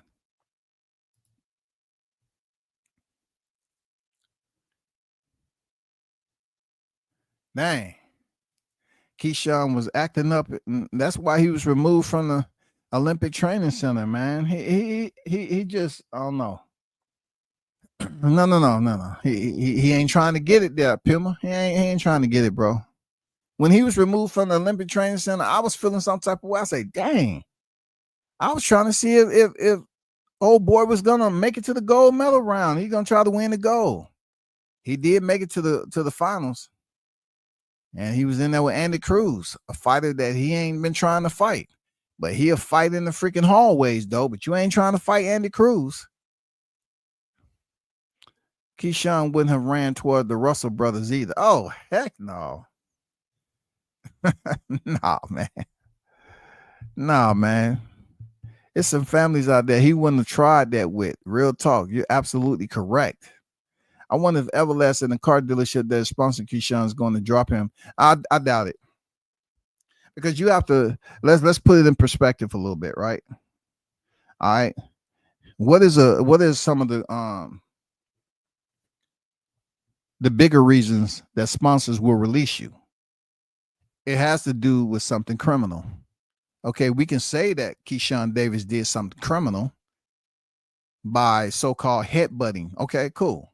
But if no one's pressing charges or the police didn't take a report then, or it wasn't to the point where he headbutted him, knocked him out, and they commenced to stumping him out back then. And that's different. But when you're talking about sponsorships dropping you, I will use this in comparison to Ryan Garcia.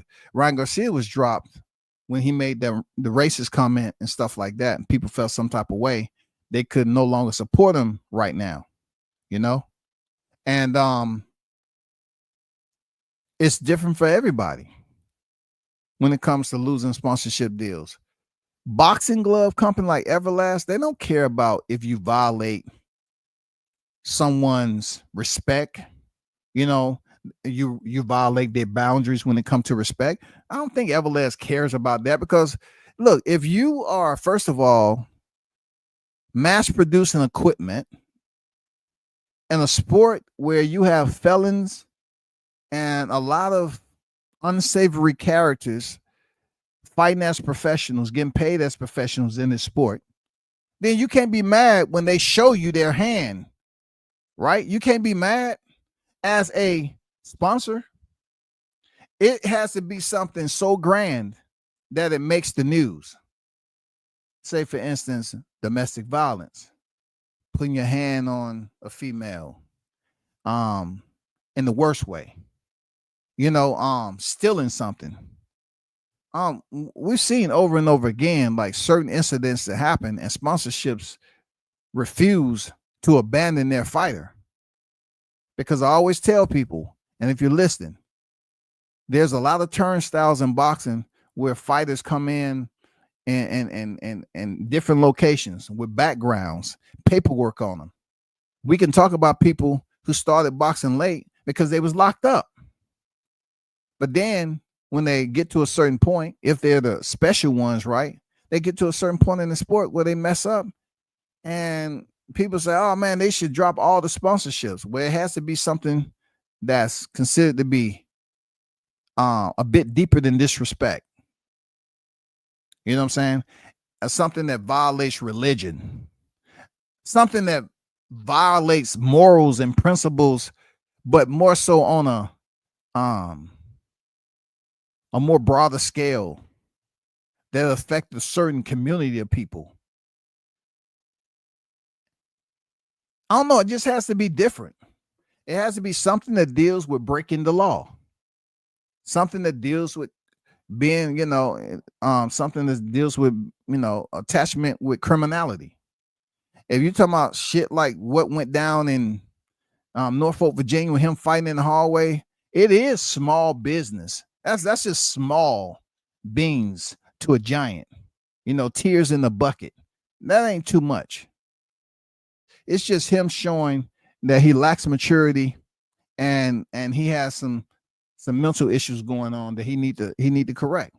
But as far as Everlasting dropping him, I mean, he didn't do anything that breached outside the arena of Norfolk illegally rather. Him missing weight, that doesn't look good on. I mean, that's not something that affects Everlast. He missed weight. Everlast still gonna have their product out there. They want their gloves to be out there on prime time, so other people can see that there's certain fighters wearing Everlast, and they want to purchase those gloves. Hell yeah, no doubt. But shout out to the hottest chat in the MFN game, man. Appreciate y'all pulling up. As always, keep your eye out for the man himself. A lot of y'all have created other aliases. Keyshawn Bad for Business Davis. I like it. Keyshawn Old Dog Davis. The man that has a short fuse. Don't be fooled by the glasses, man. But until next time, we should talk. I'm out.